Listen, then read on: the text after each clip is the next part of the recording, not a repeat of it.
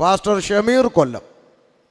അപ്പോൾ പേര് കേട്ടപ്പോൾ തന്നെ ആളുകൾക്ക് ഏറെക്കുറെ മനസ്സിലായി ഒരു പാരമ്പര്യ ക്രിസ്ത്യാനിയുടെ പേരാകാൻ ഒരു സാധ്യതയും ഇല്ല. ശരിയാ, സത്യമാ. 2002 ഈ ജീവനുള്ള ദൈവത്തെ അറിയുവാൻ ഭാഗ്യം ലഭിച്ചത്. ഒരു പാരമ്പര്യ ഇസ്ലാമിക കുടുംബത്തിൽ ഞാൻ ജനിച്ചു വളർത്തപ്പെട്ടു. എൻ്റെ വീട്ടിൽ ബാപ്പയും ഉമ്മയും 2 പെങ്ങന്മാരും, ഞങ്ങളുടെ ഭാഷയിൽ വല്യുമ്മ എന്ന് വിളിക്കും, നിങ്ങൾ വല്യമ്മച്ചി എന്ന് പറയുന്ന പോലെ ഒരമ്മയും ഉള്ളതാണ് എൻ്റെ കുടുംബം. എല്ലാവർക്കും യേശു കർത്താവിൻ്റെ നാമത്തിൽ സ്നേഹവന്ദനം അറിയിക്കുന്നു. കൺവെൻഷന് പ്രസംഗിക്കാൻ വിളിക്കുമ്പോൾ സംഘാടകർ ചോദിക്കാറുണ്ട്, പ്രത്യേകിച്ച് എന്തെങ്കിലും ക്രമീകരണങ്ങൾ ചെയ്യണോ, ഭക്ഷണമായോ താമസിക്കാനോ, അങ്ങനെ പല കാര്യങ്ങൾ ചോദിക്കാറുണ്ട്. അവരോടെല്ലാം ചോദിച്ചു മേടിക്കുന്ന ഒന്നേ ഉള്ളൂ, അത് സമയമാണ്. അത് മാത്രമേ ചോദിക്കാറുള്ളൂ, വേറെ ഡിമാൻഡൊന്നുമില്ല. അതുകൊണ്ട് 1 മിനിറ്റ് പോലും പാഴാക്കാതെ, ഞാൻ അങ്ങനെ ചിന്തിക്കാൻ മറ്റൊരു കാരണമുണ്ട്. ഒരു കൺവെൻഷൻ എന്ന് പറയുമ്പോൾ 1 വർഷത്തെ സ്വപ്നമാണ്, ഒത്തിരി പ്രാർത്ഥനയാണ്, പണച്ചെലവാണ്, ഒത്തിരി ശാരീരിക കഷ്ടപ്പാടാണ്. ഇതെല്ലാം ചെയ്യുന്നതിൻ്റെ പിന്നിലെ ഉദ്ദേശം ദേശം സുവിശേഷം കേൾക്കണമെന്നാണ്. വിശ്വാസികൾക്ക് വേണ്ടിയാണെങ്കിൽ ഈ ഹാളിനകത്തൊരു ഉപവാസ പ്രാർത്ഥന വെച്ചാൽ മതിയായിരുന്നല്ലോ. എന്നാൽ അങ്ങനെയല്ല ബന്ധപ്പെട്ട് ക്രമീകരിച്ചിരിക്കുന്നത്, ദേശത്തോട് സുവിശേഷം പറയാനാണ്. അപ്പോൾ അത് പുറത്തുള്ളവർക്ക് മനസ്സിലാകുന്ന പോലെ പറയണം എന്നൊരു നിർബന്ധം കൂടെ എനിക്കുണ്ട്. ഞാനിവിടെ കിടന്ന് ഒത്തിരി ബഹളം വെച്ചിട്ട് കാര്യമൊന്നുമില്ല. അപ്പോൾ പുറത്തുള്ളവർ കൂടെ മനസ്സിലാകുന്ന നിലയിൽ ശാന്തമായി സുവിശേഷം വിളംബരം ചെയ്യുക എന്നുള്ളതാണ് ഇന്ന് രാത്രി നമ്മുടെ ദൗത്യം. അതുകൊണ്ട് 1 മിനിറ്റ് പോലും പാഴാക്കാതെ നമുക്ക് വചനധ്യാനത്തിലേക്ക് പ്രവേശിക്കാം. വളരെ പ്രാർത്ഥനയോടെ കർത്താവിൻ്റെ സന്നിധിയിൽ ഇരിക്കാം. നമ്മളെല്ലാവരും ഈ സുവിശേഷത്തിൽ പങ്കാളിത്തം വഹിക്കുന്നവരാണ്. ഇതെങ്ങനെയാ? നിങ്ങളുടെ അധരങ്ങൾ കർത്താവിനെ മഹത്വപ്പെടുത്തിക്കൊണ്ടിരിക്കണം. ഞങ്ങളിൽ ആര് പ്രസംഗിച്ചാലും പ്രസംഗിക്കുന്ന ആളല്ല ഇവിടുത്തെ പ്രസക്തി, സംസാരിക്കുന്ന പരിശുദ്ധാത്മാവാണ്. ഞങ്ങളാരും ഇവിടെ എന്നെക്കാളൊക്കെ പ്രസംഗിക്കാൻ കഴിവുള്ള, പ്രായം കൊണ്ടും പഠനം കൊണ്ടും അനുഭവം കൊണ്ടും സീനിയറായിട്ടുള്ള അഭിഷിക്തന്മാരായിരിക്കുന്നത്. ഇപ്പോൾ വിഷയം ദേശം വിടുവിക്കപ്പെടണമെന്നുള്ളതാണ്. അതുകൊണ്ട് ദേശത്തെക്കുറിച്ച് ആത്മഭാരമുള്ളവർ എപ്പോഴും അധരം ചലിപ്പിച്ച് ദൈവത്തെ സ്തുതിച്ചുകൊണ്ട് കർത്താവിൻ്റെ സന്നിധിയിലിരിക്കണം. നമുക്ക് ഇന്ന് രാത്രിയിലെ തിരുവചന ചിന്തയ്ക്ക് ആധാരം ഒരു വേദഭാഗം വായിക്കാം. നമ്മുടെ എല്ലാ പ്രസംഗങ്ങൾക്കും ആധാരം വിശുദ്ധ ബൈബിളാണല്ലോ. ആയതുകൊണ്ട് വേദപുസ്തകത്തിൽ നിന്നൊരു വാക്യം വായിച്ചു വെച്ച് സാക്ഷ്യവചനത്തിലേക്ക് പ്രവേശിപ്പാൻ ആശിക്കുന്നു. അപ്പോസ്തലപ്രവൃത്തി 2-ാം അധ്യായം 37-ാമത്തെ തിരുവചന ഭാഗം പരിചിതമായ വേദഭാഗമാണ്. എന്നാൽ പുറത്തുള്ള മാന്യ സഹോദരങ്ങളും കൂടെ കേൾക്കേണ്ടതിന് മൈക്കിലൂടെ വായിച്ച് കേൾക്കണമെന്ന് ആശിക്കുന്നു. കാരണം ഈ ചില നാട്ടിൽ ഒരു രീതിയുണ്ട്, ഈ പെന്തക്കോസ്തുകാർ നടത്തുന്ന യോഗമായതുകൊണ്ട് ചിലർക്കകത്ത് വന്നിരുന്ന് കേൾക്കാൻ പ്രായോഗിക ബുദ്ധിമുട്ടുകളുണ്ട്, നമുക്കറിയാം. അപ്പോൾ അങ്ങനെ ഉണ്ടെങ്കിലും അവർ കർത്താവിനെയും വചനത്തെയും ഇഷ്ടപ്പെടുന്നവരാണ്. അപ്പോൾ പലരും ഞാൻ പല സ്ഥലത്തും കണ്ടിട്ടുണ്ട്, അപ്പുറം ഇപ്പുറം ഒക്കെ ഉള്ളവർ വീട്ടിൻ്റെ ലൈറ്റൊക്കെ അണച്ചിട്ട് ഇരുട്ടത്ത് പമ്മിയിരുന്ന് ജനൽ തുറന്നിട്ട് കേൾക്കും. ചിലർ ടെറസിൻ്റെ മേലെ കയറി ഒളിച്ചിരുന്നൊക്കെ സക്കായി ഇരുന്ന പോലെ. അപ്പോൾ എല്ലാവർക്കും കർത്താവിനോടും വചനത്തോടും ഇഷ്ടമാണ്. അതുകൊണ്ട് പുറത്തുള്ളവർ കൂടെ കേൾക്കാൻ വേണ്ടി നമുക്ക് വാക്യങ്ങളെല്ലാം മൈക്കിലൂടെ വായിക്കാം. അപ്പോസ്തലപ്രവൃത്തി 2:37 ഒന്ന് വായിച്ചാട്ടെ. ഇത് കേട്ടിട്ട് അവർ ഹൃദയത്തിൽ കുത്തുകൊണ്ട് പത്രോസിനോടും ശേഷം അപ്പോസ്തലന്മാരോടും സഹോദരന്മാരായ പുരുഷന്മാരെ ഞങ്ങൾ എന്തു ചെയ്യേണ്ടു എന്ന് ചോദിച്ചു. മതി. ശ്രദ്ധിച്ചാട്ടെ. ഇവിടെ കർത്താവിൻ്റെ ദാസന്മാരെന്നെ പരിചയപ്പെടുത്തി പാസ്റ്റർ ഷമീർ കൊല്ലം. അപ്പോൾ പേര് കേട്ടപ്പോൾ തന്നെ ആളുകൾക്ക് ഏറെക്കുറെ മനസ്സിലായി ഒരു പാരമ്പര്യ ക്രിസ്ത്യാനിയുടെ പേരാകാൻ ഒരു സാധ്യതയും ഇല്ല. ശരിയാ, സത്യമാ. 2002 ഈ ജീവനുള്ള ദൈവത്തെ അറിയുവാൻ ഭാഗ്യം ലഭിച്ചത്. ഒരു പാരമ്പര്യ ഇസ്ലാമിക കുടുംബത്തിൽ ഞാൻ ജനിച്ചു വളർത്തപ്പെട്ടു. എൻ്റെ വീട്ടിൽ ബാപ്പയും ഉമ്മയും 2 പെങ്ങന്മാരും, ഞങ്ങളുടെ ഭാഷയിൽ വല്യുമ്മ എന്ന് വിളിക്കും, നിങ്ങൾ വല്യമ്മച്ചി എന്ന് പറയുന്ന പോലെ ഒരമ്മയും ഉള്ളതാണ് എൻ്റെ കുടുംബം. ശ്രദ്ധിച്ച്, ചെറിയ പ്രായത്തിൽ തന്നെ ഈ കൊല്ലത്ത് രണ്ടാംകുറ്റി എന്ന് പറഞ്ഞ സ്ഥലത്താണ് ഞാൻ ജനിച്ചു വളർന്നത്. രണ്ടാംകുറ്റി മാർക്കറ്റിൽ മീൻ വിൽക്കുന്നത്, ഇറച്ചി വെട്ടുന്നവർ, ഈ പലരുമൊക്കെ എൻ്റെ ഉമ്മയുടെ ആങ്ങളമാരാണ്, മാമാമാരെന്ന് ഞങ്ങൾ വിളിക്കും. ഈ അയത്തിൽ കിടക്കുന്നതൊക്കെ ബാപ്പാടെ കുടുംബങ്ങളാണ്. കോയിക്ക സ്കൂളിൽ പഠിച്ചു. എൻ്റെ കൊല്ലം ജില്ല ആയതുകൊണ്ട് ഇച്ചിരി കൂടി എളുപ്പം അത് മനസ്സിലാകുന്നുണ്ട് അങ്ങനെ പറയുന്നത്. രണ്ടാംകുറ്റിക്ക് ഇപ്പുറത്ത് കോയിക്കൽ കിളികല്ലൂർ വലിയ പള്ളി ജമാഅത്തായിരുന്നു പഴയ ഇടവക. അപ്പോൾ അങ്ങനെ ചെറിയ പ്രായത്തിൽ തൊപ്പിയിട്ട് മദ്രസയിലേക്ക് കടന്നുപോയ ബാല്യകാലം ഞാനും എൻ്റെ സഹോദരിമാരും. മദ്രസയിൽ എന്തിനാ പോയത് എന്ന് ചോദിച്ചാൽ ഉത്തരം മതപഠനത്തിനായിട്ടാണ് പോയത്. എന്തിനാ പോയത്? ഓർമ്മയിലിരിക്കണം. എന്തിനാ പോയത്? മതപഠനത്തിനാണ് പോയത്. ജനിപ്പിച്ച അപ്പനേക്കാളും പ്രസവിച്ച അമ്മയെക്കാളും ഒന്നാം സ്ഥാനം എന്തിനു കൊടുക്കണമെന്ന് പഠിച്ചു. പറഞ്ഞേ, മതത്തിന് കൊടുക്കണമെന്ന് പഠിപ്പിച്ചു. ചെറിയ പ്രായത്തിൽ തന്നെ തലച്ചോറിൻ്റെ അകത്തോട്ട് കയറുന്നത് മതമാണ്. ഈ മതത്തിനു വേണ്ടി എന്തും ഏതും ആയിത്തീരണമെന്നുള്ള ആ ഒരു തീവ്രതയൊക്കെ അകത്തോട്ട് ചെറിയ പ്രായത്തിൽ കയറുന്നത്.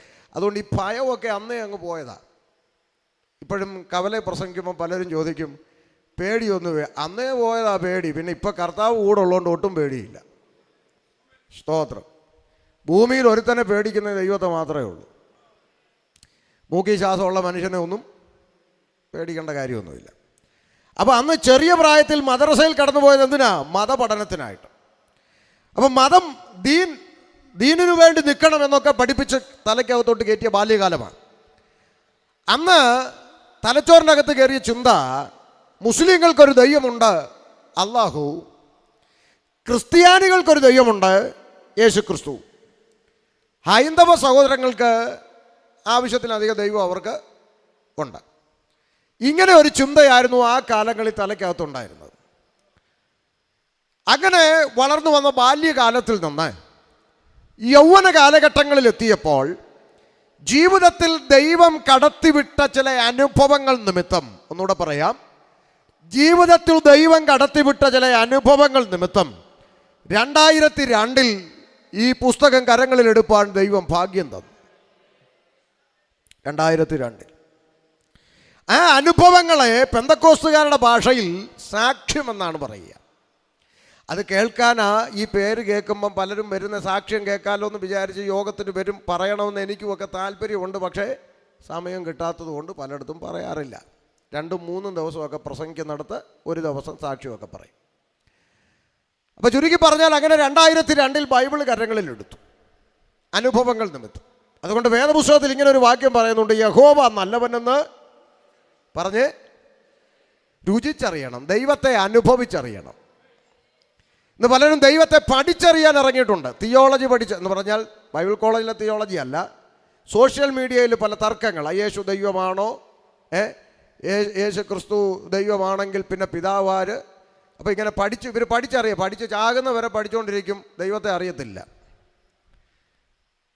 ഇന്നാൾ ഒരുത്തൻ ചോദിച്ചു എൻ്റെ അടുത്ത്, ഷമീറെ, യേശു ബൈബിളിൽ എവിടെങ്കിലും ഞാൻ ദൈവമാണെന്ന് പറഞ്ഞ വാക്യം കാണിച്ചു തന്നാൽ ഞാൻ നിങ്ങളുടെ കൂടെ വിശ്വസിക്കാമെന്ന് പറഞ്ഞു. അപ്പം ഞാൻ പറഞ്ഞു, ബൈബിളിലുണ്ടല്ലോ, മഹാദൈവവും നമ്മുടെ രക്ഷിതാവുമായ യേശു ക്രിസ്തു എന്ന് ലേഖനങ്ങളിലുണ്ടല്ലോ. അപ്പോൾ പുള്ളിക്ക് അത് പോരാ. പുള്ളി പറഞ്ഞു, അത് പൗലോസ് എഴുതിയതാണ്. പൗലോസ് പറഞ്ഞൊന്നും ഞങ്ങൾക്ക് അതൊന്നും ഒക്കത്തില്ല, യേശു ക്രിസ്തു പറഞ്ഞത് വേണം. അപ്പോൾ ഏറ്റവും വലിയൊരു കോമഡി, നിങ്ങൾ സുവിശേഷം പറയുന്നവരാരെങ്കിലും ഇതിൻ്റെ ഇടയ്ക്ക് ഉണ്ടെങ്കിൽ അവർക്ക് വേണ്ടി ഒരു വരി പറയാം. ഈ പൗലോസ് പറയുന്നതൊന്നും ദൈവവചനമാക്കാൻ പറ്റത്തില്ലെന്ന് പറയുന്ന ആളുകൾ നിങ്ങളുടെ അടുത്ത് വന്നാൽ നിങ്ങൾ തിരിച്ചു ചോദിക്കണം, ഈ മുഹമ്മദ് നബി തിരുമേനി മരണപ്പെട്ട് കഴിഞ്ഞതിന് ശേഷം, അദ്ദേഹത്തിൻ്റെ മരണത്തിന് ശേഷം 200-ൽ പരം വർഷങ്ങൾ കഴിഞ്ഞാണ് ബുഖാറയിൽ നിന്ന് ബുഖാരി എന്ന് പറയുന്ന ആൾ വരുന്നത്. ബുഖാറ എന്ന് പറയുന്ന അറബ് രാജ്യം പോലും അല്ല, അതവിടെ നിൽക്കട്ടെ. ബുഖാറയിൽ നിന്ന് ബുഖാരി വന്ന് നബി ജീവിച്ചിരുന്നപ്പോൾ ചെയ്ത കാര്യങ്ങളെക്കുറിച്ച് ദേശങ്ങളിൽ അന്വേഷിച്ചും കണ്ടും കേട്ടും പറഞ്ഞു എഴുതി വെച്ചതിനെയാണ് ഈ ഹദീസുകൾ എന്ന് പറയുന്നത്. ഈ സുവിശേഷം പറയുന്നവർക്ക് ഇത് പിടുത്തം കിട്ടും, അല്ലാത്തവർ ഇതൊക്കെ എന്തുവാ ദൈവമേന്ന് ഒരു വരി അവർക്ക് വേണ്ടി പറയുക. അപ്പോൾ ഈ ഹദീസുകളെന്ന് പറയുന്നത്, പ്രവാചക ദിനചര്യകളെന്ന് പറയുന്നത് ബുഖാരി വന്ന് എഴുതി. അതിനുശേഷം ഇമാം മുസ്ലിം വന്നു, പിന്നെയും വന്നു 2 പേര്, പോട്ടെ. അപ്പോൾ ചുരുക്കി പറഞ്ഞാൽ നബി മരിച്ചതിന് 200-ൽ പരം വർഷങ്ങൾ കഴിഞ്ഞിട്ട് ഒരാൾ വന്ന ആളുകളോട് ചോദിച്ചറിഞ്ഞ് എഴുതി വെച്ച ഹദീസുകൾ അവർക്ക് ദൈവികമാണ്. അതവർക്ക് ദൈവികമാണ്. എന്നാൽ യേശുക്രിസ്തുവിൻ്റെ ശിഷ്യന്മാർ ജീവിച്ചിരുന്ന കാലഘട്ടത്തിൽ പിടിക്കപ്പെട്ട പൗലോസ്ലീഗ എഴുതി വെച്ചത് നമുക്ക് ദൈവവചനമാക്കാൻ പറ്റത്തില്ല. നോക്കണേ, ഇടങ്ങേറ്. നാട്ടുഭാഷ പറഞ്ഞാൽ അവരിട്ടാൽ ബർമുട, നമ്മളിട്ടാൽ വള്ളി നിക്കറെന്ന് പിള്ളേർ പറയുന്ന പോലെ. മനസ്സിലാകുന്നുണ്ടോ? ഇതാ ഇരട്ടത്താപ്പെന്ന് പറയുന്നത്. നമ്മുടെ വിഷയം അതല്ല, അതുകൊണ്ട് അങ്ങോട്ട് അധികം പോകുന്നില്ല. അപ്പം അന്ന് ഇത് തലയിലില്ല.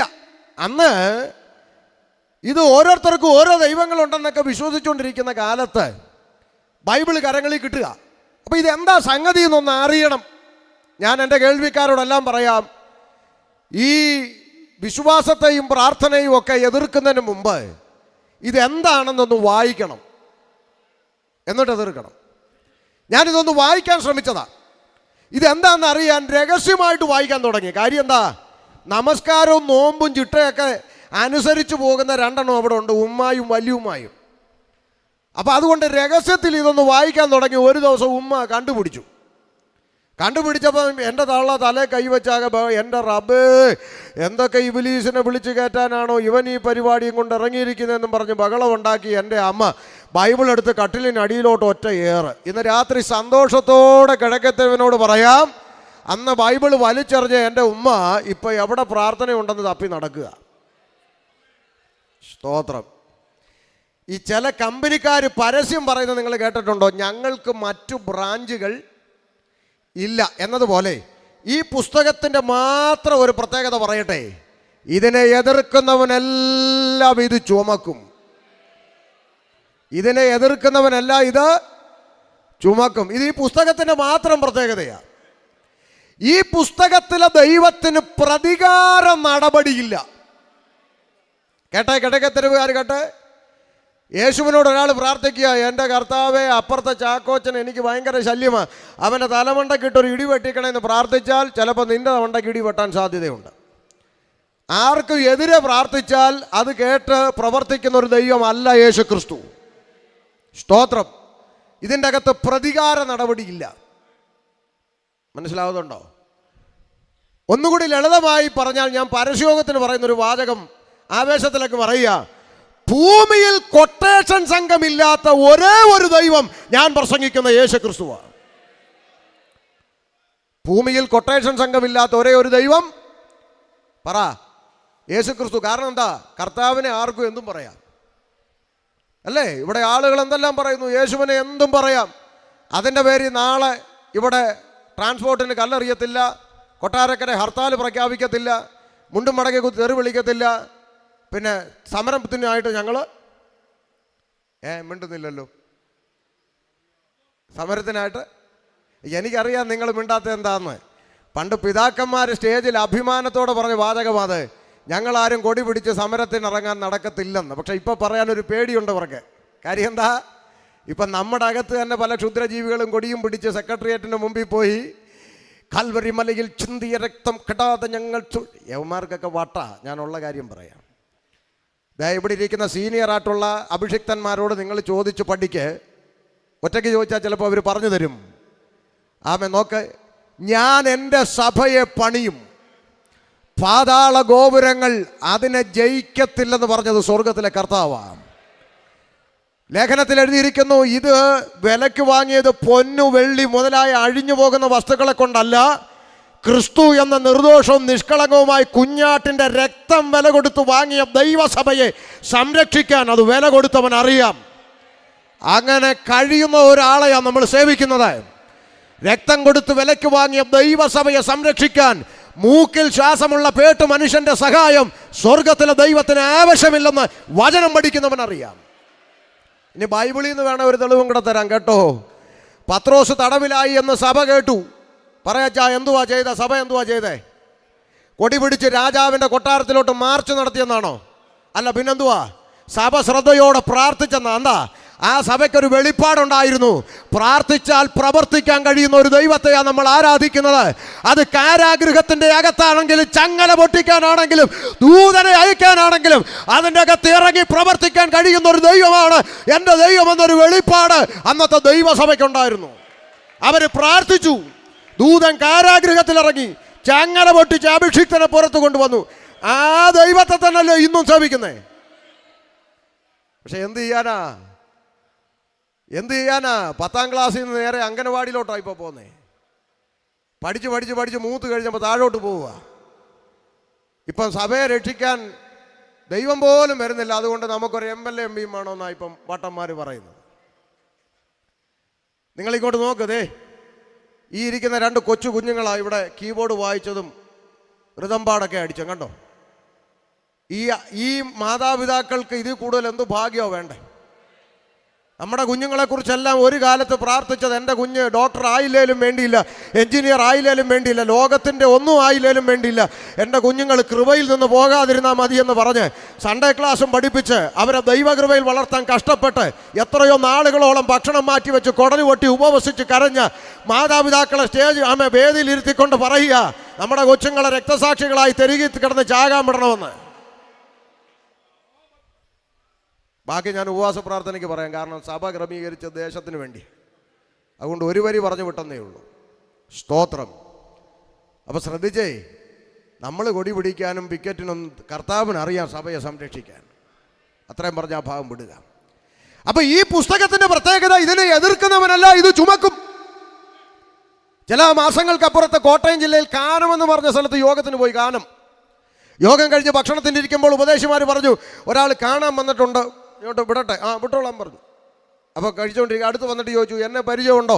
ഞാൻ പറഞ്ഞു, എനിക്ക് അത്ര ഓർമ്മ പോരാ, കാര്യം എനിക്ക് അത്രയും വലിയ തലച്ചോറുള്ള ആളല്ല. ഇവിടെ ഇരിക്കുന്നവർ പലരും ഓർക്കുന്നുണ്ടോയെന്ന് ചോദിച്ചാൽ ഞാൻ ഇച്ചിരി ഒന്ന് പരുങ്ങ്, എവിടാന്ന് പറഞ്ഞാൽ പെട്ടെന്ന് കിട്ടും, അത്രയും തലയുള്ളൂ. അതേസമയം കാവാലത്തിൻ്റെ അടുത്താണെങ്കിൽ നിങ്ങൾ ഒന്നും ചോദിക്കേണ്ട, അടുത്തോട്ട് ചെന്നാൽ പുള്ളി 10 വർഷം മുമ്പുള്ളത് ഇങ്ങോട്ട് പറഞ്ഞു തരും. അദ്ദേഹത്തിന് ആ കൃപയുണ്ട്, എനിക്കതില്ല. അപ്പം ഞാൻ പറഞ്ഞു, ഒന്ന് പറഞ്ഞാട്ടെ. അപ്പോൾ അദ്ദേഹം പറഞ്ഞു, എന്നെ നമ്മൾ തമ്മിൽ കണ്ടിട്ടില്ല, പക്ഷെ കേട്ടിട്ടുണ്ടാകും പാസ്റ്റർ. ഞാൻ ചോദിച്ചു, എങ്ങനെയാ? പെന്തിക്കോസുകാർ സാക്ഷ്യം പറഞ്ഞ് കേട്ടിട്ടുണ്ടോ? എന്ത്? ചില വർഷങ്ങൾക്കപ്പുറത്ത് റാന്നി പട്ടണത്തിൽ സുവിശേഷം പറയാൻ ഇറങ്ങി വന്ന ദൈവദാസന്മാരുടെ കയ്യിൽ നിന്ന് ബൈബിളും ട്രാക്റ്റും വലിച്ചു കീറി റാന്നി പാലത്തിലിട്ട് തീ കത്തിച്ചു എന്ന് കേട്ടിട്ടുണ്ടോ? ഞാൻ പറഞ്ഞു, കേട്ടിട്ടുണ്ട്. ഉപദേശിമാരാരൊക്കെയോ സാക്ഷ്യം പറഞ്ഞ് ഞാൻ കേട്ടിട്ടുണ്ട്. പിന്നീട് ആ പാലം പൊളിഞ്ഞു പോയെന്നും ഇന്ന് കാണുന്ന റാന്നി പാലം പിന്നീട് പണിയപ്പെട്ട അല്ലേ? അങ്ങനെ കൊണ്ട് ഇവർക്കൊക്കെ അറിയാം. അപ്പം ഞാൻ പറഞ്ഞു, ഞാൻ കേട്ടിട്ടുണ്ടെന്ന് പറഞ്ഞു. അന്നേരം പുള്ളി പറയാ, അന്ന് ആ ബൈബിള് കത്തിച്ച ആൾ ഞാനാന്ന് പറഞ്ഞു. അപ്പം ഞാൻ ഒന്നുകൂടെ നോക്കി, ഇനി എന്നെ കത്തിക്കാൻ വല്ലോ ആണോ അടുത്തോട്ട് വന്നേന്ന്. അപ്പം ഞാൻ ചോദിച്ചു, ഇപ്പോൾ എന്ത് ചെയ്യുന്നു? പുള്ളി ഉടനെ ബൈബിൾ പൊക്കി കാണിച്ച് പറയാ, ഇപ്പോൾ ഇതും ചുമന്ന് പ്രസംഗിച്ചുകൊണ്ട് നടക്കുക പാസ്റ്ററെ എന്ന്. മനസ്സിലായോ? വേണ്ട. ഈ കഴിഞ്ഞ 4-5 ദിവസം മുമ്പ് തിരുവനന്തപുരത്ത് പ്രസംഗിക്കാൻ പോയി, മാമ്പഴക്കര എന്ന് പറഞ്ഞ സ്ഥലത്ത് പ്രസംഗിക്കാൻ പോയപ്പോൾ ഒരു അനുഭവം ഞാൻ എൻ്റെ സോഷ്യൽ മീഡിയയിൽ കുറിച്ചിട്ടുണ്ടത്. ഒരു മനുഷ്യൻ ഓടി വന്ന് കെട്ടിപ്പിടിച്ചു. ഞാൻ ചോദിച്ചു, എന്നാ? ഒത്തിരി സന്തോഷം. എന്നാ സന്തോഷത്തിൻ്റെ കാരണം? അദ്ദേഹത്തിൻ്റെ പേര് സ്നേഹലാൽ, ഹൈന്ദവ സഹോദരനാണ്. അന്ന് പുള്ളി എന്നോട് പറയുക, ഓർമ്മയുണ്ടോ 10-15 വർഷം മുമ്പ് മാമ്പഴക്കരയെ പ്രസംഗിക്കാൻ വന്നേ? ഞാൻ പറഞ്ഞു, അതൊക്കെ ഒത്തിരി വർഷമായില്ലയോ? അന്ന് പാസ്റ്റർ പ്രസംഗത്തിന് പുറകിലിരുന്ന് കൂവാൻ വന്ന BJP കാരനാണ് ഞാൻ ചോദിച്ചു, ഇപ്പോഴോ? ഇപ്പോൾ പാസ്റ്ററാന്ന് സ്നേഹലാൽ. ഞാൻ പറഞ്ഞു, ആ പേരിൻ്റെ അർത്ഥം ഇപ്പോഴാണ് കറക്റ്റായത്. സ്നേഹം എന്താണെന്ന് ഇപ്പോഴാണ് പിടി കിട്ടിയത്. ഇപ്പം സ്നേഹിക്കുന്ന ലാലായി. ഞാൻ പറയാം, ഇതിന് പ്രതികാര നടപടിയില്ല, പക്ഷേ ഇതിനെ എതിർക്കുന്നവനല്ല, ഇത് ചുമന്ന ചരിത്രമാണ്. പെന്തക്കോസ്ത് ചരിത്രം പഠിച്ചാൽ ഇതിനെ എതിർക്കുന്നവനെല്ലാം ഇത് ചുമന്ന ചരിത്രമാണുള്ളത്. അതുകൊണ്ട് എൻ്റെ മാതാവ് അന്ന് ബൈബിൾ വലിച്ചെറിഞ്ഞെങ്കിലും പിന്നത്തേതിൽ കർത്താവിനെ അറിഞ്ഞ് രക്ഷിക്കപ്പെട്ടു. എന്നാൽ അന്ന് രഹസ്യമായി പിന്നെയും വായിക്കാൻ തുടങ്ങി. ശ്രദ്ധിച്ചോ? വായിക്കും തോറും എൻ്റെ തലച്ചോറിനകത്തൊരു ചിന്ത, ഇതിൻ്റെ അകത്തെ കഥാപാത്രങ്ങളെക്കുറിച്ചൊക്കെ വായിച്ചപ്പോൾ ഇത് ഞാൻ മുമ്പ് എവിടെയൊക്കെയോ കേട്ടതുപോലെ. അബ്രഹാമിന് മക്കളില്ല. ദാസി പെൺകുച്ചിനെ വിവാഹം കഴിച്ചു, മക്കളുണ്ടായി. അപ്പോൾ ഉണ്ടായി കഴിഞ്ഞപ്പോൾ ഒറിജിനലായിരുന്ന ഭാര്യയ്ക്കും മക്കളുണ്ടായി. അപ്പോൾ ഇതിനെ കളയണമെന്ന് പറഞ്ഞു, മരുഭൂമിയിൽ കൊണ്ട് കളഞ്ഞു. ഇതൊക്കെ വായിച്ചപ്പോൾ തലച്ചോറിലൊരു ചിന്ത, ഇത് ഞാൻ എവിടെയോ കേട്ടിട്ടുള്ള പോലെ. അപ്പോൾ എനിക്ക് മനസ്സിലായി, മദ്രസയിൽ ഖുർആൻ പഠിക്കാൻ പോയ കാലം അബ്രഹാമിനെ ഞാൻ ഇബ്രാഹിം എന്ന പേരിൽ പഠിച്ചിട്ടുണ്ട്, നോഹയെ ഞാൻ നൂഹ് എന്ന പേരിൽ പഠിച്ചിട്ടുണ്ട്, യാക്കോബിനെ ഞാൻ യാക്കൂബ് എന്ന പേരിൽ പഠിച്ചിട്ടുണ്ട്, ദാവീദിനെ ഞാൻ ദാവൂദ് എന്ന പേരിൽ പഠിച്ചിട്ടുണ്ട്, ഇയ്യോബിനെ അയ്യൂബ് എന്ന പേരിൽ പഠിച്ചിട്ടുണ്ട്, ശലോമോനെ സുലൈമാൻ എന്ന പേരിൽ പഠിച്ചിട്ടുണ്ട്. അപ്പോൾ തലച്ചോറിനകത്തൊരു ചിന്ത വന്നു, ഇത് രണ്ടും തമ്മിൽ എന്തെങ്കിലും കണക്ഷൻ ഉണ്ടോ എന്നൊന്ന് പഠിക്കണം. നേരെ തിരുവനന്തപുരത്തിന് വിട്ടു. തിരുവനന്തപുരത്ത് ഭീമാപ്പള്ളിയിൽ പോയി 350 രൂപ കൊടുത്ത് അംഗീകരിക്കപ്പെട്ടൊരു മലയാള ഖുർആൻ പരിഭാഷ വാങ്ങി വീട്ടിലേക്ക് കൊണ്ടുവന്നു ഇത് രണ്ടും തമ്മിൽ ചേർത്ത് പഠിക്കാൻ. എന്തിനാ? ആ കാലങ്ങളിൽ നമ്മുടെ ആളുകളിൽ ക്രിസ്ത്യാനികളും പലരും പറയുന്ന ഒരു വാക്ക് എൻ്റെ തലച്ചോറിനകത്തുണ്ടായിരുന്നു. എന്താ? നിങ്ങൾ പിന്നെ യേശു എന്ന് വിളിക്കുന്നു, നിങ്ങൾ യഹോവ എന്ന് വിളിക്കുന്നു, ഞങ്ങൾ അള്ളാഹു എന്ന് വിളിക്കുന്നു, നിങ്ങൾ യേശു എന്ന് വിളിക്കുന്നു, ഞങ്ങൾ ഈസാ നബി എന്ന് വിളിക്കുന്നു. ഇത് രണ്ടും ഒന്ന് തന്നെയാണ് എന്ന ആളുകൾ പറഞ്ഞ് തലച്ചോറിൻ്റെ അകത്തൊരു ചിന്തയുണ്ടായിരുന്നു. അപ്പോൾ ഇത് രണ്ടും തമ്മിൽ ഒന്നാണോ, ഇനി വല്ല ചേട്ടാനിയം ബന്ധമുണ്ടോ എന്നൊക്കെ ഒന്നറിയാൻ ഇത് രണ്ടും തമ്മിൽ ഒന്ന് കമ്പയർ ചെയ്ത് പഠിക്കാൻ തുടങ്ങി. ഇന്ന് രാത്രി ഞാൻ എൻ്റെ കേൾവിക്കാരോടും ദേശത്തോടും പറയാം, ഇത് വായിക്കുമ്പോൾ ഒരു കാര്യം മനസ്സിലായി. ഖുർആനിൽ പറയുന്ന അല്ലാഹുവും ബൈബിൾ പറയുന്ന യഹോവയും തമ്മിൽ ഒരു ബന്ധവുമില്ല. ഖുർആനിൽ പറയുന്ന ഈസാ നബിയും ബൈബിൾ പറയുന്ന യേശുക്രിസ്തുവും തമ്മിൽ ഒരു ബന്ധവുമില്ല. ബന്ധം ഉണ്ടാക്കാൻ ആരും ശ്രമിക്കുകയും വേണ്ട. ഇത് രണ്ടും രണ്ടാ. എന്താ അതിൻ്റെ കാരണം എന്നൊക്കെ ചോദിച്ചാൽ റൂട്ട് മാറും, സമയം എന്നേക്കാൾ സ്പീഡിൽ പോയിക്കൊണ്ടിരിക്കുക. യോഗം കഴിഞ്ഞ് വന്ന ആരെങ്കിലും ചോദിച്ചാൽ അതെന്താ ഒന്നല്ലാത്തതെന്ന് ചോദിച്ചാൽ കാര്യം പറഞ്ഞുതരാം. ഇപ്പം സമയമില്ല, അതുകൊണ്ട് മുമ്പോട്ട് പോവുക. അപ്പോൾ ഇത് രണ്ടും ഒന്നല്ലെന്ന് മനസ്സിലായി. പിന്നെ എന്താ അങ്ങനെ ഇത് രണ്ടും തമ്മിൽ താരതമ്യപ്പെടുത്തി പഠിക്കുമ്പോൾ ഇന്ന് രാത്രി കിഴക്കേ തെരുവ് ദേശത്തോട് അഭിമാനത്തോടെ വിളിച്ചു പറയട്ടെ, വായിക്കും തോറും ഈ പുസ്തകം അങ്ങനെ നെഞ്ചോട് ചേർത്ത് പിടിക്കുവാൻ അഭിമാനമുണ്ടായി എന്ന് ഇന്ന് രാത്രി ദേശത്തോട് പറയുന്നതിലേറെ സന്തോഷമുണ്ട്. അപ്പോൾ ചോദിക്കാൻ, ഷമീറെ, താങ്കൾക്ക് ഇത്രയും അഭിമാനം തോന്നാൻ എന്ത് പ്രത്യേകതയാണോ ഈ പുസ്തകത്തിനുള്ളതെന്ന് വേണമെങ്കിൽ ചോദിക്കാം. ഇന്ന് ഈ കൺവെൻഷൻ ഒരു മുടിരാത്രി പ്രാർത്ഥനയാക്കി മാറ്റിയാൽ ഇന്ന് രാത്രി വെളുക്കും വരെ പറഞ്ഞാൽ തീരാത്ത പ്രത്യേകതകളുള്ള പുസ്തകമാണ് വിശുദ്ധ ബൈബിൾ. എന്നാൽ നേരം അതല്ലാത്തത് കൊണ്ട് എവിടെയും പറയുന്ന ഒരു പദം എടുത്തു പറയാം. കഴിഞ്ഞ ചില മാസങ്ങൾക്ക് മുമ്പ് ഞാൻ മലപ്പുറം ജില്ലയിൽ പരസ്യയോഗത്തിന് പോയി. കൺവെൻഷനേക്കാൾ എനിക്കിഷ്ടം പരസ്യയോഗമാണ്. ഇതിപ്പോൾ കവലയിലായിരുന്നെങ്കിൽ ഞാൻ ഒന്നുകൂടെ ചാർജ് ആയേനെ. പരസ്യയോഗത്തിന് കവലയിൽ പ്രസംഗിക്കാൻ പോയി മലപ്പുറം ജില്ലയിൽ. പാട്ടുകാരൻ പോൾസൺ കണ്ണൂരൊക്കെയാണ് പാട്ട്. അങ്ങനെ ഞങ്ങളിങ്ങനെ മലപ്പുറം മേലാറ്റൂർ ടൗണ്, എപ്പിക്കാട് ടൗണൊക്കെ ഇങ്ങനെ പരസ്യയോഗത്തിൽ പ്രസംഗിക്കുക. അപ്പം നമ്മുടെ സ്വന്തം ആളുകളാണ് എല്ലാം കേൾക്കുന്നത്, തലക്കെട്ടൊക്കെ ആയിട്ട് നിന്നിങ്ങനെ കേൾക്കുക. അപ്പോൾ എല്ലാവരും സന്തോഷിച്ച് ഇങ്ങനെ കേട്ട് നിൽക്കുക. പ്രസംഗത്തിൻ്റെ ഒടുവിൽ ഞാൻ എൻ്റെ പേര് പരിചയപ്പെടുത്തുന്ന ഒരു രംഗമുണ്ട്. അവിടെ വന്നപ്പോഴത്തേക്ക് എല്ലാത്തിൻ്റെയും കണ്ണൊക്കെ തള്ളി. അങ്ങനെ ഒരു വല്ലാത്ത പരുവത്തിലൊക്കെയായി. ഏതായാലും പ്രസംഗം കഴിയുമ്പോൾ ചിലരൊക്കെ പരിചയപ്പെടാൻ അടുത്തു വരുമ്പോൾ പല ചോദ്യങ്ങൾ ചോദിക്കും. അപ്പോൾ ഒരിക്കൽ ഒരാൾ ചോദിച്ചു, എന്നാലും എന്തിനാടാ ഷമീറെ നല്ലൊരു മതം വിട്ട് നീ ക്രിസ്ത്യാനിയാകാൻ പോയത്? അപ്പോൾ പുള്ളി എന്നോട് ചോദിച്ചത് എന്താ, നീ എന്തിനാ ക്രിസ്ത്യാനിയാകാൻ പോയെന്ന്. അപ്പോൾ അങ്ങേര് സമ്മതിക്കുന്നു ഞാനിപ്പോൾ ആരാ, ക്രിസ്ത്യാനിയാണെന്ന്. പക്ഷെ നമ്മളീ പലരും സമ്മതിക്കുന്നില്ല. അതെന്താന്ന് എനിക്കിപ്പോഴും പിടി കിട്ടുന്നില്ല. അത് പോട്ടെ, എന്തെങ്കിലും ആട്ടെ.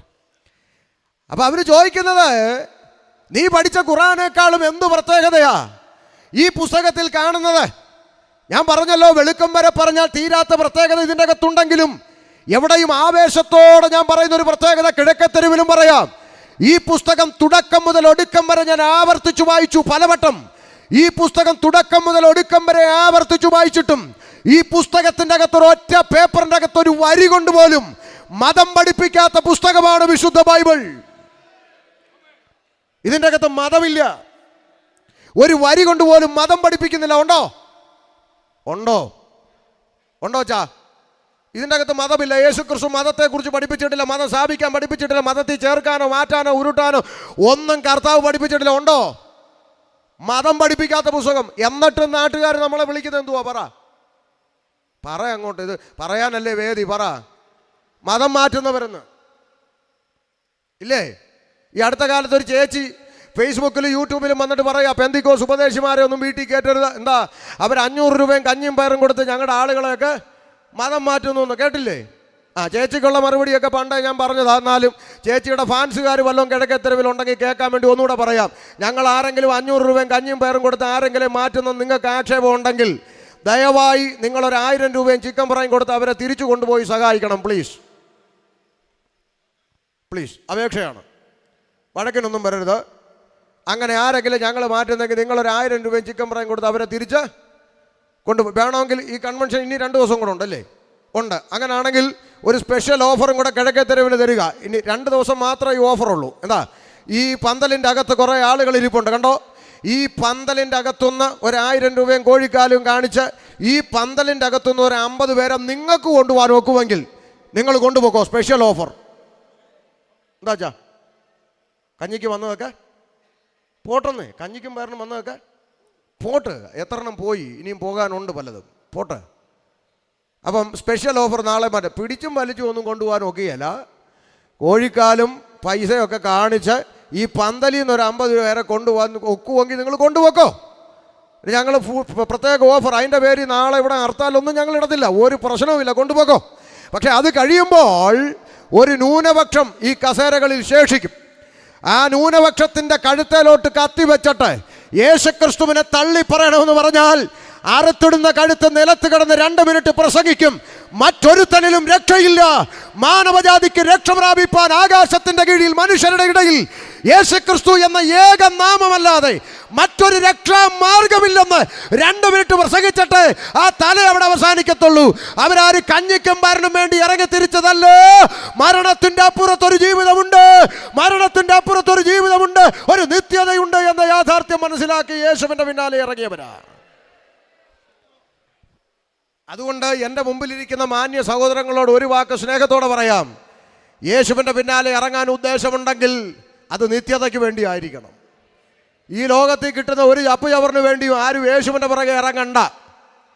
സുവിശേഷത്തെ ഇന്ന് വേറൊരു രീതിയിൽ മാറ്റിക്കളഞ്ഞു. സുവിശേഷത്തിൻ്റെ ദർശനം ഇന്ന് മാറ്റിക്കളഞ്ഞു. നിങ്ങളൊരു കാര്യം മനസ്സിലാക്കണം.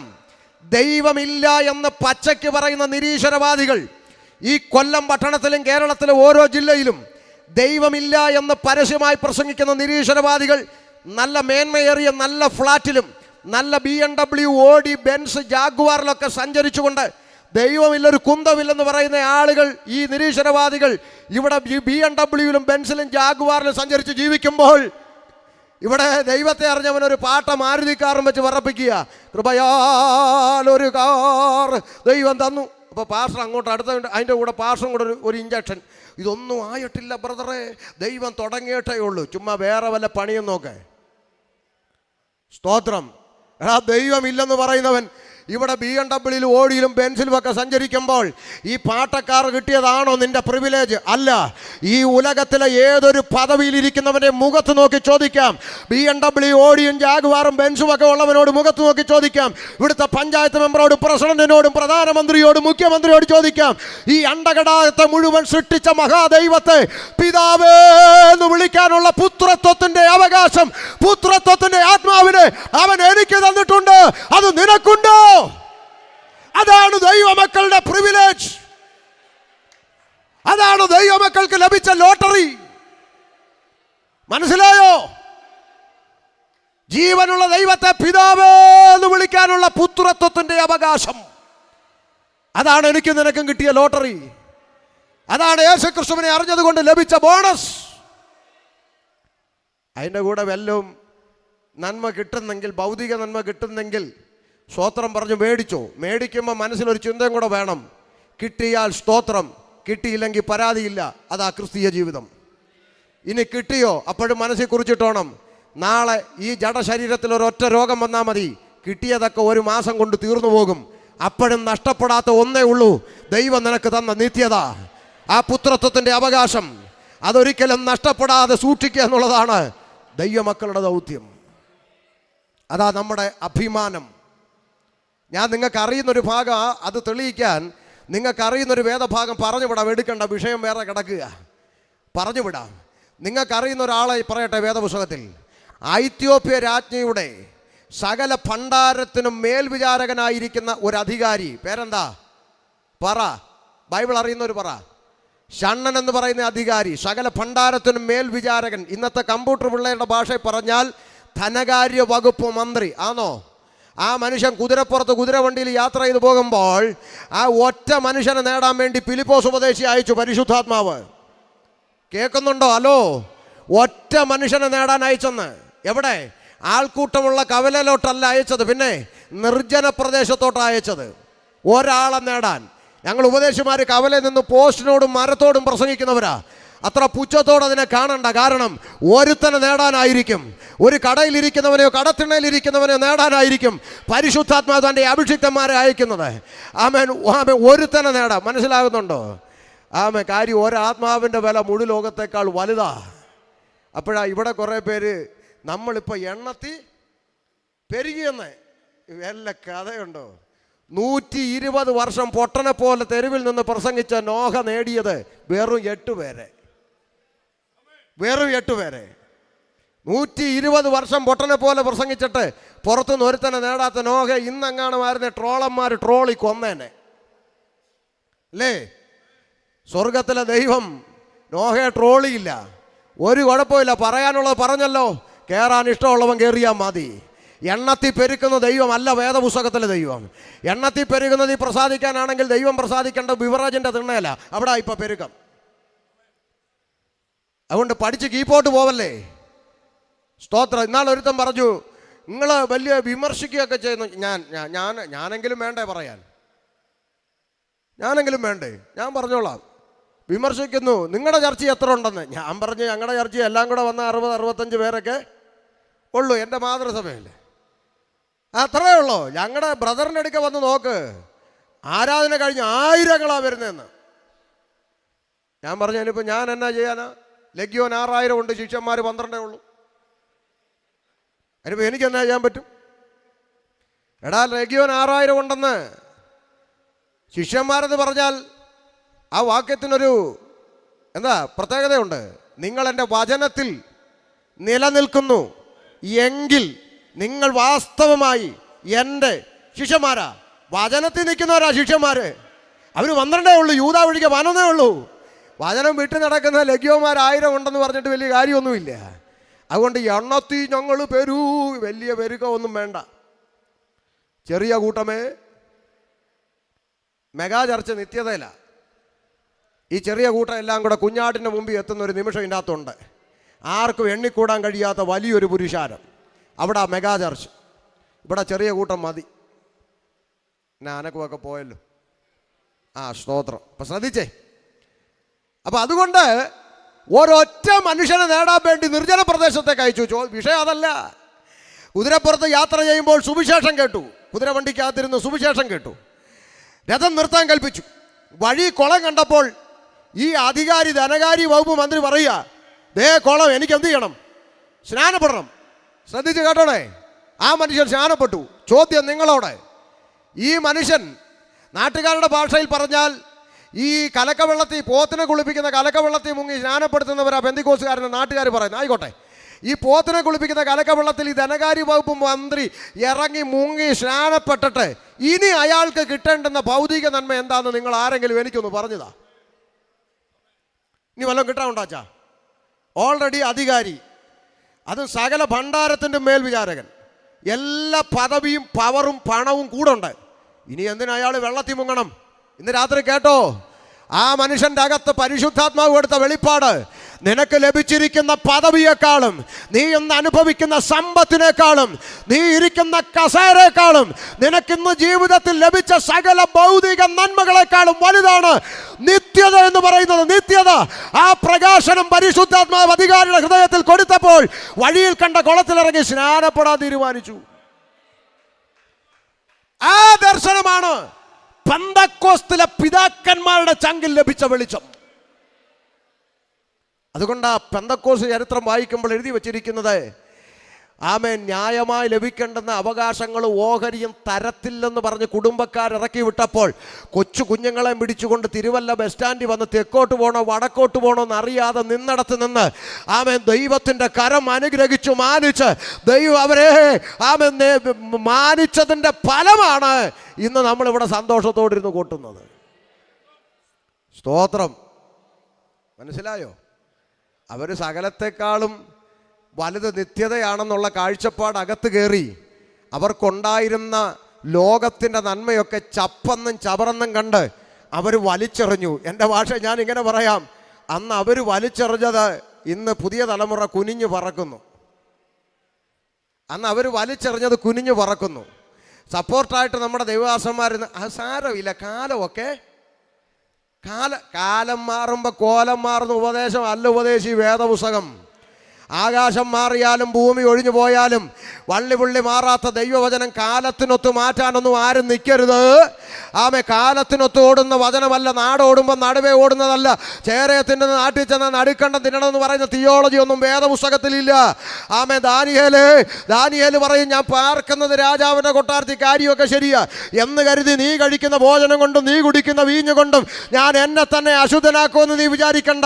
അതിൻ്റെ പേരിൽ കൊട്ടാരത്തിൽ നിന്ന് ഇറങ്ങേണ്ടി വന്നാലും തെരുവിൽ നിൽക്കേണ്ടി വന്നാലും ആമേ, തീരുമാനമാ.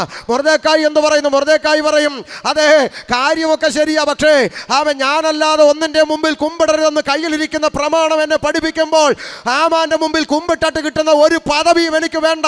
അതിൻ്റെ പേരിൽ പട്ടണത്തിൻ്റെ നടുവിൽ ചണച്ചാക്കെടുത്ത് ഉടുത്തുകൊണ്ട് പൂഴി വാരിയിട്ടുകൊണ്ട് പൊട്ടനെ പോലെ നിലവിളിക്കേണ്ടി വന്നാലും ആമേ ദൈവത്തെ അല്ലാതെ ഹാമാനെ കുമ്പിടത്തില്ലെന്ന് പറഞ്ഞ മൊർദെഖായി. ഇതൊക്കെയാ ഞാൻ പഠിച്ച ബൈബിളിൽ. ഇന്നിപ്പോൾ നമ്മുടെ ആളുകൾ ഹാമാനെ പേടിച്ചായിരിക്കുന്നത്. ഇപ്പം ഹാമാൻ വിളിച്ച് പറയുന്നു, ഇന്ന ആളെ വിളിക്കരുത്, ഇന്ന ആളെ വിളിക്കരുത്. അപ്പം നമ്മുടെ സെൻട്രൽ പാർഷന്മാരുടെ എല്ലാം നട്ടല് വാഴപ്പിണ്ടിയായിട്ട് ശരി ഹാമാനെ എന്ന് പറഞ്ഞ് ഇപ്പോൾ ഹാമാനെ അനുസരിച്ചിരിക്കുക. പേടിക്കൊന്നും വേണ്ട, കാഹളം ധ്വനിച്ചൊന്നുമല്ല, ഫാൻ അവിടെ തട്ടിയതാ. പേടിക്കണ്ട, ശ്രദ്ധിച്ചാട്ടെ ഇങ്ങോട്ട് ശ്രദ്ധിച്ചാട്ടെ. അപ്പം ഹാമാനെ ഒന്നും പേടിക്കണ്ട കേട്ടോ. നിങ്ങൾ ഇങ്ങോട്ടൊന്ന് ശ്രദ്ധിച്ചേ. ആമേൻ, രാജ്യം ഭരിക്കുന്ന രാജാവിൻ്റെ ഓർഡർ നിങ്ങൾ കേട്ടോ. ഇതൊക്കെ ബൈബിളിലുള്ളതാ, കഥയൊന്നും അല്ല ഈ പറയുന്നത്. രാജ്യം ഭരിക്കുന്ന രാജാവ് നെബൂഖദ്നേസറിൻ്റെ ഓർഡർ. സകല മനുഷ്യരും എന്ത് ചെയ്യണം? രാജാവ് നിർത്തിയിരിക്കുന്ന ബിംബത്തെ നമസ്കരിക്കണം. കുഞ്ഞുകളിയല്ല. ഇത് അനുസരിച്ചില്ലെങ്കിൽ നഷ്ടപ്പെടുന്നത് എന്തുവാ? പറ. സ്വന്തം പ്രാണന എരിയുന്ന തീച്ചൂളക്കകത്ത് ഇട്ടുകളയും. രാജ്യം ഭരിക്കുന്ന രാജാവിൻ്റെ ഓർഡർ, ബിംബത്തെ നമസ്കരിക്കണം. നോക്ക്, ഇപ്പോൾ ചില ആളുകൾ പറയും, നമ്മൾ ഏതൊരു അധികാരത്തിനും എന്ത് ചെയ്യണം? കീഴ്പ്പെടണം. നമ്മൾ രാജ്യത്തിൻ്റെ ലോകത്തിൻ്റെ അധികാരത്തിനൊക്കെ കീഴ്പ്പെടണം വേണ്ടെന്ന് ഇവിടെ ആരും പറഞ്ഞില്ല. പക്ഷെ ഒരു പോയിന്റ് ദൈവമക്കൾ ചെവിക്കകത്തല്ല, ഹൃദയപ്പലകയെ കുറിച്ചോണം. രാജ്യത്തിൻ്റെ നിയമം ദൈവത്തിൻ്റെ നിയമത്തിനെതിരായി വന്നാൽ ഒരു ദൈവവൈതൽ പ്രാധാന്യം കൊടുക്കുന്നത് ദൈവത്തിൻ്റെ നിയമത്തിനാണ്. അല്ലാത്ത പക്ഷം രാജ്യത്തിൻ്റെ നിയമങ്ങൾക്കെല്ലാം കീഴടങ്ങിയിരിക്കണം. ഒന്നുകൂടെ പറയാം, രാജ്യത്തിൻ്റെ നിയമം ദൈവത്തിൻ്റെ നിയമത്തിന് എതിരായി വന്നാൽ ദൈവമക്കൾ പ്രാണം പോയാലും ഒന്നാം സ്ഥാനം ദൈവവചനത്തിന് കൊടുക്കും. ഇതാ ശദ്രക്കും മേശക്ക് അബീദനവും ചെയ്തേ. എന്താ? രാജ്യത്തിൻ്റെ നിയമം ബിംബത്തെ നമസ്കരിക്കണം. എന്നാൽ കയ്യിൽ പ്രമാണമിരിക്കുന്ന ബാലന്മാർ പറയുക, ആമേൻ രാജാവേ, ആമേൻ രാജാവിൻ്റെ കയ്യിൽ നിന്നും എരിയുന്ന തീച്ചൂളയിൽ നിന്നും ഞങ്ങൾ വിശ്വസിക്കുന്ന ദൈവം ഞങ്ങളെ വിടുവിക്കും. ഇനി വിടുവിച്ചില്ലേലും കേട്ടോ, ആമേൻ നട്ടലുള്ള ആമ്പിള്ളേർ പറയുന്നത് കേട്ടോ, ഇനി വിടുവിച്ചില്ലേലും തീച്ചൂളക്കകത്ത് ചാകാനാണെങ്കിലും ഞങ്ങൾ രാജാവിൻ്റെ കൽപ്പന അനുസരിക്കത്തില്ല. ഇന്നത്തെ നമ്മുടെ പാസ്റ്റർമാർ വല്ലതും ഉണ്ടായിരുന്നെങ്കിൽ ഈ പയ്യന്മാരുടെ പപ്പയും മമ്മിയും ആദ്യം സെൻട്രൽ പാസ്റ്ററെ വിളിക്കും. എന്നിട്ട് പറയണം, പാസ്റ്ററെ ഒന്ന് പറഞ്ഞ് മനസ്സിലാക്കി, ഇവന്മാർ ഒറ്റക്കാലം നിൽക്കുക, തീച്ചൂള വീഴും, ജീവൻ പോകും, ഒന്നൊന്ന് പറഞ്ഞു കൊടുക്കേ. ഇപ്പം സെൻട്രൽ പാസ്റ്റർ വന്നിട്ട് പറഞ്ഞു, മക്കളെ പരിജ്ഞാനം വേണം. എന്നാ മിണ്ടാത്ത ആരും? പരിജ്ഞാനം വേണം. നമ്മൾ ഒരു സ്ഥലത്ത് ജീവിക്കുമ്പോൾ ഇപ്പം അങ്ങേര് പറഞ്ഞു നമസ്കരിക്കാൻ, നിങ്ങളൊന്ന് പോയി നമസ്കരിച്ചേരെ, കാലം മാറിയെന്നൊക്കെ പറഞ്ഞ് നമ്മുടെ പിള്ളേരെ കൊണ്ട് നമസ്കരിക്കാൻ തയ്യാറായേനെ. എന്നാൽ ഇന്ന് രാത്രി പറയാം, ശദ്രക്ക് മേശക്ക് അബേദ്നെഗോ അവർ ദൈവത്തിൻ്റെ പ്രമാണത്തിന് വേണ്ടി നിന്ന പിള്ളേരാ. ഇന്ന് രാത്രികാലം ദൈവമക്കളോട് പറയാം, ആമേ കഴുത്തറുത്തിട്ടാലും പ്രാണം പോയാലും വചനത്തിൻ്റെ പ്രമാണങ്ങൾക്ക് വേണ്ടി എൻ്റെ തലമുറ നിൽക്കണമെന്നാണ് നിങ്ങൾ പ്രാർത്ഥിക്കേണ്ടത്. അല്ലാതെ അവരെ പിന്മാറ്റിക്കളയരുത്, അവരെ നിരുത്സാഹപ്പെടുത്തരുത്. സത്യത്തിന് വേണ്ടി സംസാരിക്കുന്ന കുഞ്ഞുങ്ങളെ വായടപ്പിച്ച് കളയരുത്. അവർ പ്രതികരിക്കട്ടെ, അവർ സംസാരിക്കട്ടെ. പ്രാണം പോയാലും അവർ വചനത്തിന് വേണ്ടി നിൽക്കട്ടെ. അങ്ങനെ കർത്താവിന് വേണ്ടി, നിത്യതയ്ക്ക് വേണ്ടി, വചനത്തിന് വേണ്ടി നിൽക്കുന്ന ഒരു തലമുറ ഈ കാലഘട്ടത്തിൽ എഴുന്നേക്കട്ടെ. അത് അഭിമാനമാ, അപമാനമല്ല. സ്തോത്രം. ഞാൻ തിരിച്ചു വരാം. അപ്പം ശ്രദ്ധിച്ചോ, അപ്പോൾ ഇതിൻ്റെ അകത്ത് മതം പഠിപ്പിക്കാത്ത പുസ്തകമാണ് വിശുദ്ധ ബൈബിൾ. പിന്നെ എന്താ ഈ പുസ്തകം പഠിപ്പിക്കുന്നതെന്ന് അറിയുവാൻ ഞാനിത് ആവേശത്തോടെ വായിക്കാൻ തുടങ്ങി. കേട്ടോ ദേശക്കാർ, കിഴക്കേത്തെരുവുകാർ കേട്ടോ. വായിച്ചപ്പോൾ ഷമീർ അബ്ദുൽ സലാമിന് മനസ്സിലായ കാര്യം ഇനി അടുക്കടുക്കായി അങ്ങോട്ട് പറയാൻ പോവുക. ഞാൻ വായിച്ചു, ആദിയിൽ ദൈവം ആകാശവും ഭൂമിയും സൃഷ്ടിച്ചു. മനോഹരം. ചരാചരങ്ങൾ, ഇടജാതി, മൃഗജാതി, കന്നുകാലി, നാൽക്കാലി, പറവജാതി എന്നിങ്ങനെ അടുക്കടുക്കായി പ്രപഞ്ചത്തിൽ സൃഷ്ടിപ്പ് നടത്തുന്ന ഒരു സ്രഷ്ടാവിനെ ഞാൻ ഈ പുസ്തകത്തിൽ കണ്ടു. മനോഹരം. 6-ാം ദിവസം മനുഷ്യനെ സൃഷ്ടിക്കാൻ തീരുമാനിക്കുന്ന ദൈവത്തെ കണ്ടു. മനുഷ്യനെ സൃഷ്ടിച്ചപ്പോൾ ഒരു പ്രത്യേകത കണ്ടു. എന്താ? ഒരു മനുഷ്യൻ ഉണ്ടാകട്ടെ എന്ന് പറഞ്ഞില്ല. പകരം ദൈവം തൻ്റെ കരങ്ങളാൽ നിലത്തെ പൊടി കൊണ്ട് ഒരു മനുഷ്യരൂപം നിർമ്മിച്ചു എന്നും അതിൻ്റെ മൂക്കിലേക്ക് ജീവശ്വാസം ഊതി എന്നും മനുഷ്യൻ ജീവനുള്ളവനായി തീർന്നുവെന്നും പുസ്തകത്തിൽ കണ്ടു. മനസ്സിലായോ? അപ്പോൾ ഒരു കാര്യം മനസ്സിലായി. പണ്ട് സ്കൂളിൽ ടീച്ചർമാർ പഠിപ്പിച്ചത് പൊട്ടത്തെറ്റായിരുന്നു. ടീച്ചർമാർ പഠിപ്പിച്ചത് മനുഷ്യൻ എങ്ങനെ ഉണ്ടായെന്നാ പറ? കുരങ്ങിയെന്നുണ്ടായിരുന്നു, കുരങ്ങിയെന്ന്. അങ്ങനെയെങ്കിൽ തിരുവനന്തപുരം മ്യൂസിയത്തിലും ശാസ്താംകോട്ടയിലും ഭരണിക്കാവിലും വയനാട് ചുരത്തിലും ഒക്കെ ഇപ്പോഴും ഉണ്ട് എന്ത്? കുരങ്ങന്മാർ ഇഷ്ടം പോലെ. ആഴ്ച ഓരോന്ന് രൂപാന്തരപ്പെട്ടെന്താ വരാത്തെ? ഒരാഴ്ച നാരായണൻകുട്ടി, അടുത്ത ആഴ്ച തോമസ് കുട്ടി, പിറ്റേതാഴ്ച മുഹമ്മദ് കുട്ടി വരട്ടെ. കുരങ്ങ് ഇഷ്ടം പോലെ ഉണ്ടല്ലോ. എടാ, ഇതൊക്കെ പറഞ്ഞു കൊടുത്താലും പിന്നെയും ചിലത് ഒറ്റക്കാലം നിൽക്കും. പാസ്റ്റർ നിങ്ങൾ എന്തോ പറഞ്ഞാലും ശരി, മനുഷ്യൻ കുരങ്ങി അങ്ങനെ പറയുന്നവരോടൊന്നും വഴക്കുണ്ടാക്കാൻ നിൽക്കരുത്. തൊഴു കൈയോടെ പറയണം, ശരി ചേട്ടാ അങ്ങനെ ഇരിക്കട്ടെ, നിങ്ങളുടെ വലിയപ്പൻ കുരങ്ങൻ, ഞങ്ങളുടെ അങ്ങനല്ല. സ്വന്തം വലിയപ്പം കുരങ്ങനാന്ന് പറയുന്നവനോട് വഴക്കുണ്ടാക്കിയിട്ട് വല്ല കാര്യമുണ്ടോ? അതുകൊണ്ട് വേദപുസ്തകം പഠിച്ചപ്പം മനസ്സിലായി, കുരങ്ങിയും നല്ല പുഴുവിയും നല്ല നിലത്തെ പൊടി കൊണ്ട് മനുഷ്യനെ നിർമ്മിച്ചു. മനോഹരം. മനുഷ്യൻ ഏകനായിരിക്കുന്നത് നല്ലതല്ല, അവന് തക്കതായ തുണയെ ഉണ്ടാക്കി കൊടുക്കുമെന്ന് അരുളി ചെയ്തുകൊണ്ട് ഉലക ചരിത്രത്തിൽ ആദ്യമായി വിവാഹമെന്ന് പറയുന്ന പവിത്രമായ ബന്ധം സ്ഥാപിച്ച ദൈവത്തെ കണ്ടു. ഭൂമിയിൽ ആദ്യത്തെ കല്യാണം പറ. ചെറുക്കൻ്റെ പേര് ആദം, പെണ്ണിൻ്റെ പേര് ഔവ. കല്യാണം നടന്ന ഓഡിറ്റോറിയം ഏതൻ. കല്യാണം നടത്തി ഉപദേശി. സെൻട്രൽ പാർഷൊന്നുമല്ല, യഹോവയായ ദൈവം. ആദ്യത്തെ കല്യാണം. പിടികിട്ടുന്നുണ്ടോ? എന്നാൽ ഇത്രയും പറഞ്ഞ സ്ഥിതിക്ക് ആ കല്യാണം എങ്ങനെ നടന്നതെന്നും കൂടെ അങ്ങ് പറയാം. ആദമെന്ന് പറയുന്ന ചെറുക്കൻ ഏതൻ തോട്ടത്തിൽ നിന്നൊരു കാട്ടുമരത്തിൻ്റെ വള്ളി ഡിങ്കനെ പോലെ പറന്നുപോയി വലിച്ചു പൊട്ടിച്ച് ഈ പെണ്ണിൻ്റെ കഴുത്തേലിട്ടിട്ടൊരു മുറുക്ക്. ഇത് കണ്ട് ദൈവം അപ്പുറത്തോട്ട് മാറി എന്ന് 5-6 കൂവൊക്കെ കൂവി അങ്ങനെ ചെറുക്കൻ അങ്ങ് മുറുക്കി എന്നാണോ ബൈബിളിൽ? പറ അങ്ങോട്ടെ. അങ്ങനെ വല്ലതും മുറുക്കിയോ? അങ്ങനെ ഒന്നും മുറുക്കിയില്ല. അതാ ഈ പെന്തിക്കോസുകാർ മുറുക്കാത്തെ. ഇനി ചോദിച്ചേക്കരുത്. ചില കറുത്ത ചരട് പോലും ഇല്ലയോടി? ഇല്ലെന്ന്. ഇല്ലാത്തതുകൊണ്ടാണ് മുറുക്കാത്തെ. മനസ്സിലായോ? ചിരിക്കാൻ പറഞ്ഞതല്ല. പിന്നെന്താ? ദൈവം സ്ഥാപിച്ച വിവാഹം എങ്ങനെ? ഉടമ്പടി. ആ ഉടമ്പടിക്കകത്തൊരു കുടുക്കുണ്ട്. കുടുക്ക്. മനസ്സിലായോ? ചിരിക്കാൻ പറഞ്ഞതല്ല. ഉടമ്പടിക്കകത്തൊരു കുടുക്കുണ്ട്. എന്താ കുടുക്ക്? ഈ ദൈവം സാക്ഷിയായൊരു ഉടമ്പടി ചെറുക്കൻ ചെയ്യുക. എന്താ? ഇവൾ എൻ്റെ അസ്ഥിയിൽ നിന്ന് അസ്ഥി, എൻ്റെ മാംസത്തിൽ നിന്നുള്ള മാംസം. ഉടമ്പടി. കുടുക്കൊണ്ട്. എന്താ? അസ്ഥിക്ക് മാംസം കൂടാതെ, മാംസത്തിന് അസ്ഥി കൂടാതെ ഭൂമി ജീവിക്കാൻ പറ്റില്ല. ഉണ്ടോ? ഇവിടെ പ്രസംഗിച്ചുകൊണ്ട് നിൽക്കുന്ന എൻ്റെ ശരീരത്തിൽ അസ്ഥിയുണ്ട്, മാംസമില്ല. പിള്ളേരെന്നെ പൊക്കിയെടുത്ത് ലാബിൽ കൊണ്ട് തൂക്കിയിടും പഠിക്കാൻ. ശരിയാണോ? ഇനി മാംസമുണ്ട്, അസ്ഥിയില്ലെന്നിരിക്കട്ടെ, എഴുന്നേറ്റ് നിവർന്ന് നിൽക്കുവോ? നിങ്ങളിങ്ങനെ ഇരിക്കുവോ? ഇല്ല. മാവ് കുഴച്ചിട്ടിരിക്കുന്ന പോലെ അവിടെ കിടക്കും. അപ്പം അസ്ഥിയും മാംസം ഉണ്ടെങ്കിലല്ലേ ഞാനിങ്ങനെ നിൽക്കുള്ളൂ. ശരിയാണോ? വേഗം പറ. ശരിയാ. അപ്പോൾ തന്നെ ഷമീർ കൊല്ലത്തിൻ്റെ അസ്ഥിയും മാംസവും തമ്മിൽ വേർപെടുന്ന ഒരു ദിവസം ഇല്ലേ? ഉണ്ടോ? എന്നാ അത് പറ അങ്ങോട്ട്. ഷമീർ കൊല്ലം മരിച്ച് പെട്ടിക്കകത്താക്കി കൊണ്ടുവച്ച് പന്തലിട്ട് ഇതുപോലെ നിങ്ങളെല്ലാം വരുമോ? എല്ലാവരും വരണം. ചത്തിട്ട് ക്ഷണിക്കാൻ പറ്റത്തില്ല, ഇപ്പോഴേ ക്ഷണിക്കുന്നത്. എല്ലാവരും വരണം. അപ്പോൾ എല്ലാവരും വന്ന് പന്തലൊക്കെ ഇട്ട് ഇതുപോലെ ഉപദേശിമാരും സൈഡിൽ കസേരയൊക്കെ ഇട്ടിരിക്കും. പിന്നെ ഇവരെഴുന്നേറ്റ് എന്നെക്കുറിച്ചൊരു തള്ളി മറിക്കലങ്ങ് നടത്തും. ഈ കാലഘട്ടത്തിൻ്റെ പിന്നെ ഗജവീരൻ എന്നൊക്കെ ചിലപ്പോൾ പറയും. എനിക്ക് എഴുന്നേറ്റ് പറയാൻ പറ്റത്തില്ലല്ലോ, ഞാൻ ആനയല്ലെന്ന് പറയും. ഒരു തള്ളി മറിക്കും. ഞാനൊരു കാര്യം ദൈവാസന്മാരോട് പറയാം. ജീവിച്ചിരിക്കുമ്പം വെക്കാവുന്ന പാര മൊത്തം വെച്ചേച്ച് ചാകുമ്പോൾ തള്ളാനായിട്ട് ഒരുത്തനും അങ്ങോട്ട് വന്നേക്കരുത്. അതും കൂടെ ഇപ്പോൾ ചേർത്തങ്ങ് പറയുക അല്ലേ? വല്ലതും നല്ലത് പറയുന്നത് എപ്പോൾ പറയണം വെച്ചാൽ ജീവിച്ചിരിക്കുമ്പോൾ ദൈവാസനെ നന്നായിട്ടുണ്ട്, ദൈവം അനുഗ്രഹിക്കട്ടെ, നമുക്കൊരു സന്തോഷം, മുമ്പോട്ട് പോകാനൊരു ഊർജ്ജം അല്ലേ?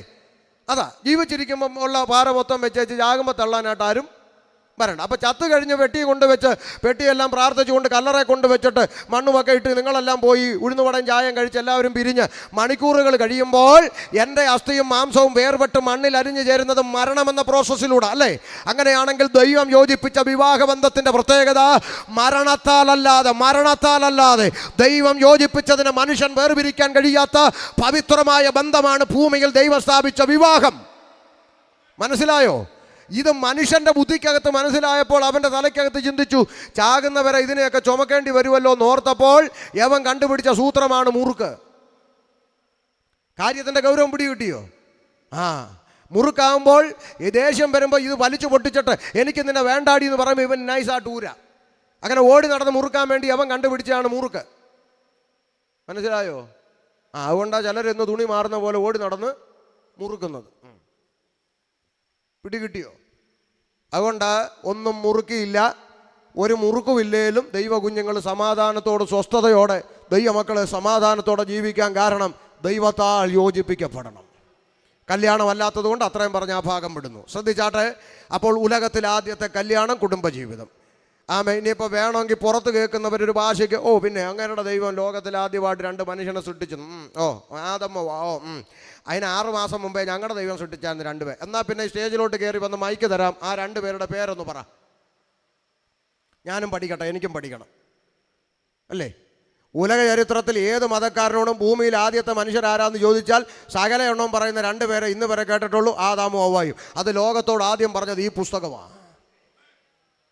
അപ്പോൾ ഇന്നാളൊരാൾ ചോദിച്ചു, അതെന്താ ഖുർആനിൽ ആദമും ഹവ്വായും ഒന്നും കണ്ടിട്ടില്ലേ എന്ന്. ഞാൻ പറഞ്ഞു കണ്ടിട്ടുണ്ട്. സൃഷ്ടിപ്പിനെ കുറിച്ചില്ലേ? ഉണ്ട്. പിന്നെന്തിനാ നിങ്ങൾ അത് വിട്ടേച്ച് ഇതെടുത്ത് പറയാം. ഈ പുസ്തകം പറഞ്ഞതിന് ശേഷം ഈ പുസ്തകം പറഞ്ഞതിന് ശേഷം AD 570 നബി തിരുമേനി സൗദി അറേബ്യ ജനിക്കുന്നത്. 40 വയസ്സ് തൊട്ട് 63 വയസ്സ് വരെയാണ് അദ്ദേഹത്തിന് അവതരിപ്പിക്കപ്പെട്ടത്. 570 + 40 സമം വിരലെണ്ണി കൂട്ടുവാന്നോ? 570 + 40 = 610. അർത്ഥാൽ ഈ പുസ്തകം പറഞ്ഞ് 610 വർഷങ്ങൾക്കപ്പുറത്താണ് ആ പുസ്തകം പറഞ്ഞത്. അതുകൊണ്ടാണ് അത് വിട്ടേച്ച് ഇതെടുത്തത്. ഇനി ഇതിന് 6 മാസം മുമ്പേ പറഞ്ഞതുണ്ടെങ്കിൽ കൊണ്ടുവരാനായി പറയുന്നത്. ഇത് വിട്ടേച്ചെടുക്കാം. സ്തോത്രം. അതുകൊണ്ട് അബദ്ധമൊന്നും പറ്റിയിട്ടില്ല കേട്ടോ, അബദ്ധമൊന്നും പറ്റിയിട്ടില്ല. ബാപ്പാടെ കുടുംബക്കാർ ഒരു കല്യാണ സ്ഥലത്ത് വെച്ച് കണ്ടപ്പം ബാപ്പാടെ കുടുംബക്കാർ പണ്ട്, ഇപ്പോഴൊന്നും അല്ല കേട്ടോ, വിശ്വസിച്ചിറങ്ങിയ ആ കാലത്ത് കണ്ടപ്പോൾ പറഞ്ഞു, മുസ്ലിം എന്നൊന്നും ആരും അങ്ങനെ പോകത്തില്ല, നിനക്കെന്തോ അബദ്ധം പറ്റിപ്പോയാന്ന് പറഞ്ഞ് അന്ന് എന്നെ ഒന്ന് ചഞ്ചലിപ്പിച്ചു. അന്ന് ഞാനിങ്ങോട്ട് ഇറങ്ങിയ കാലമായതുകൊണ്ട് ഒരു ചഞ്ചലം.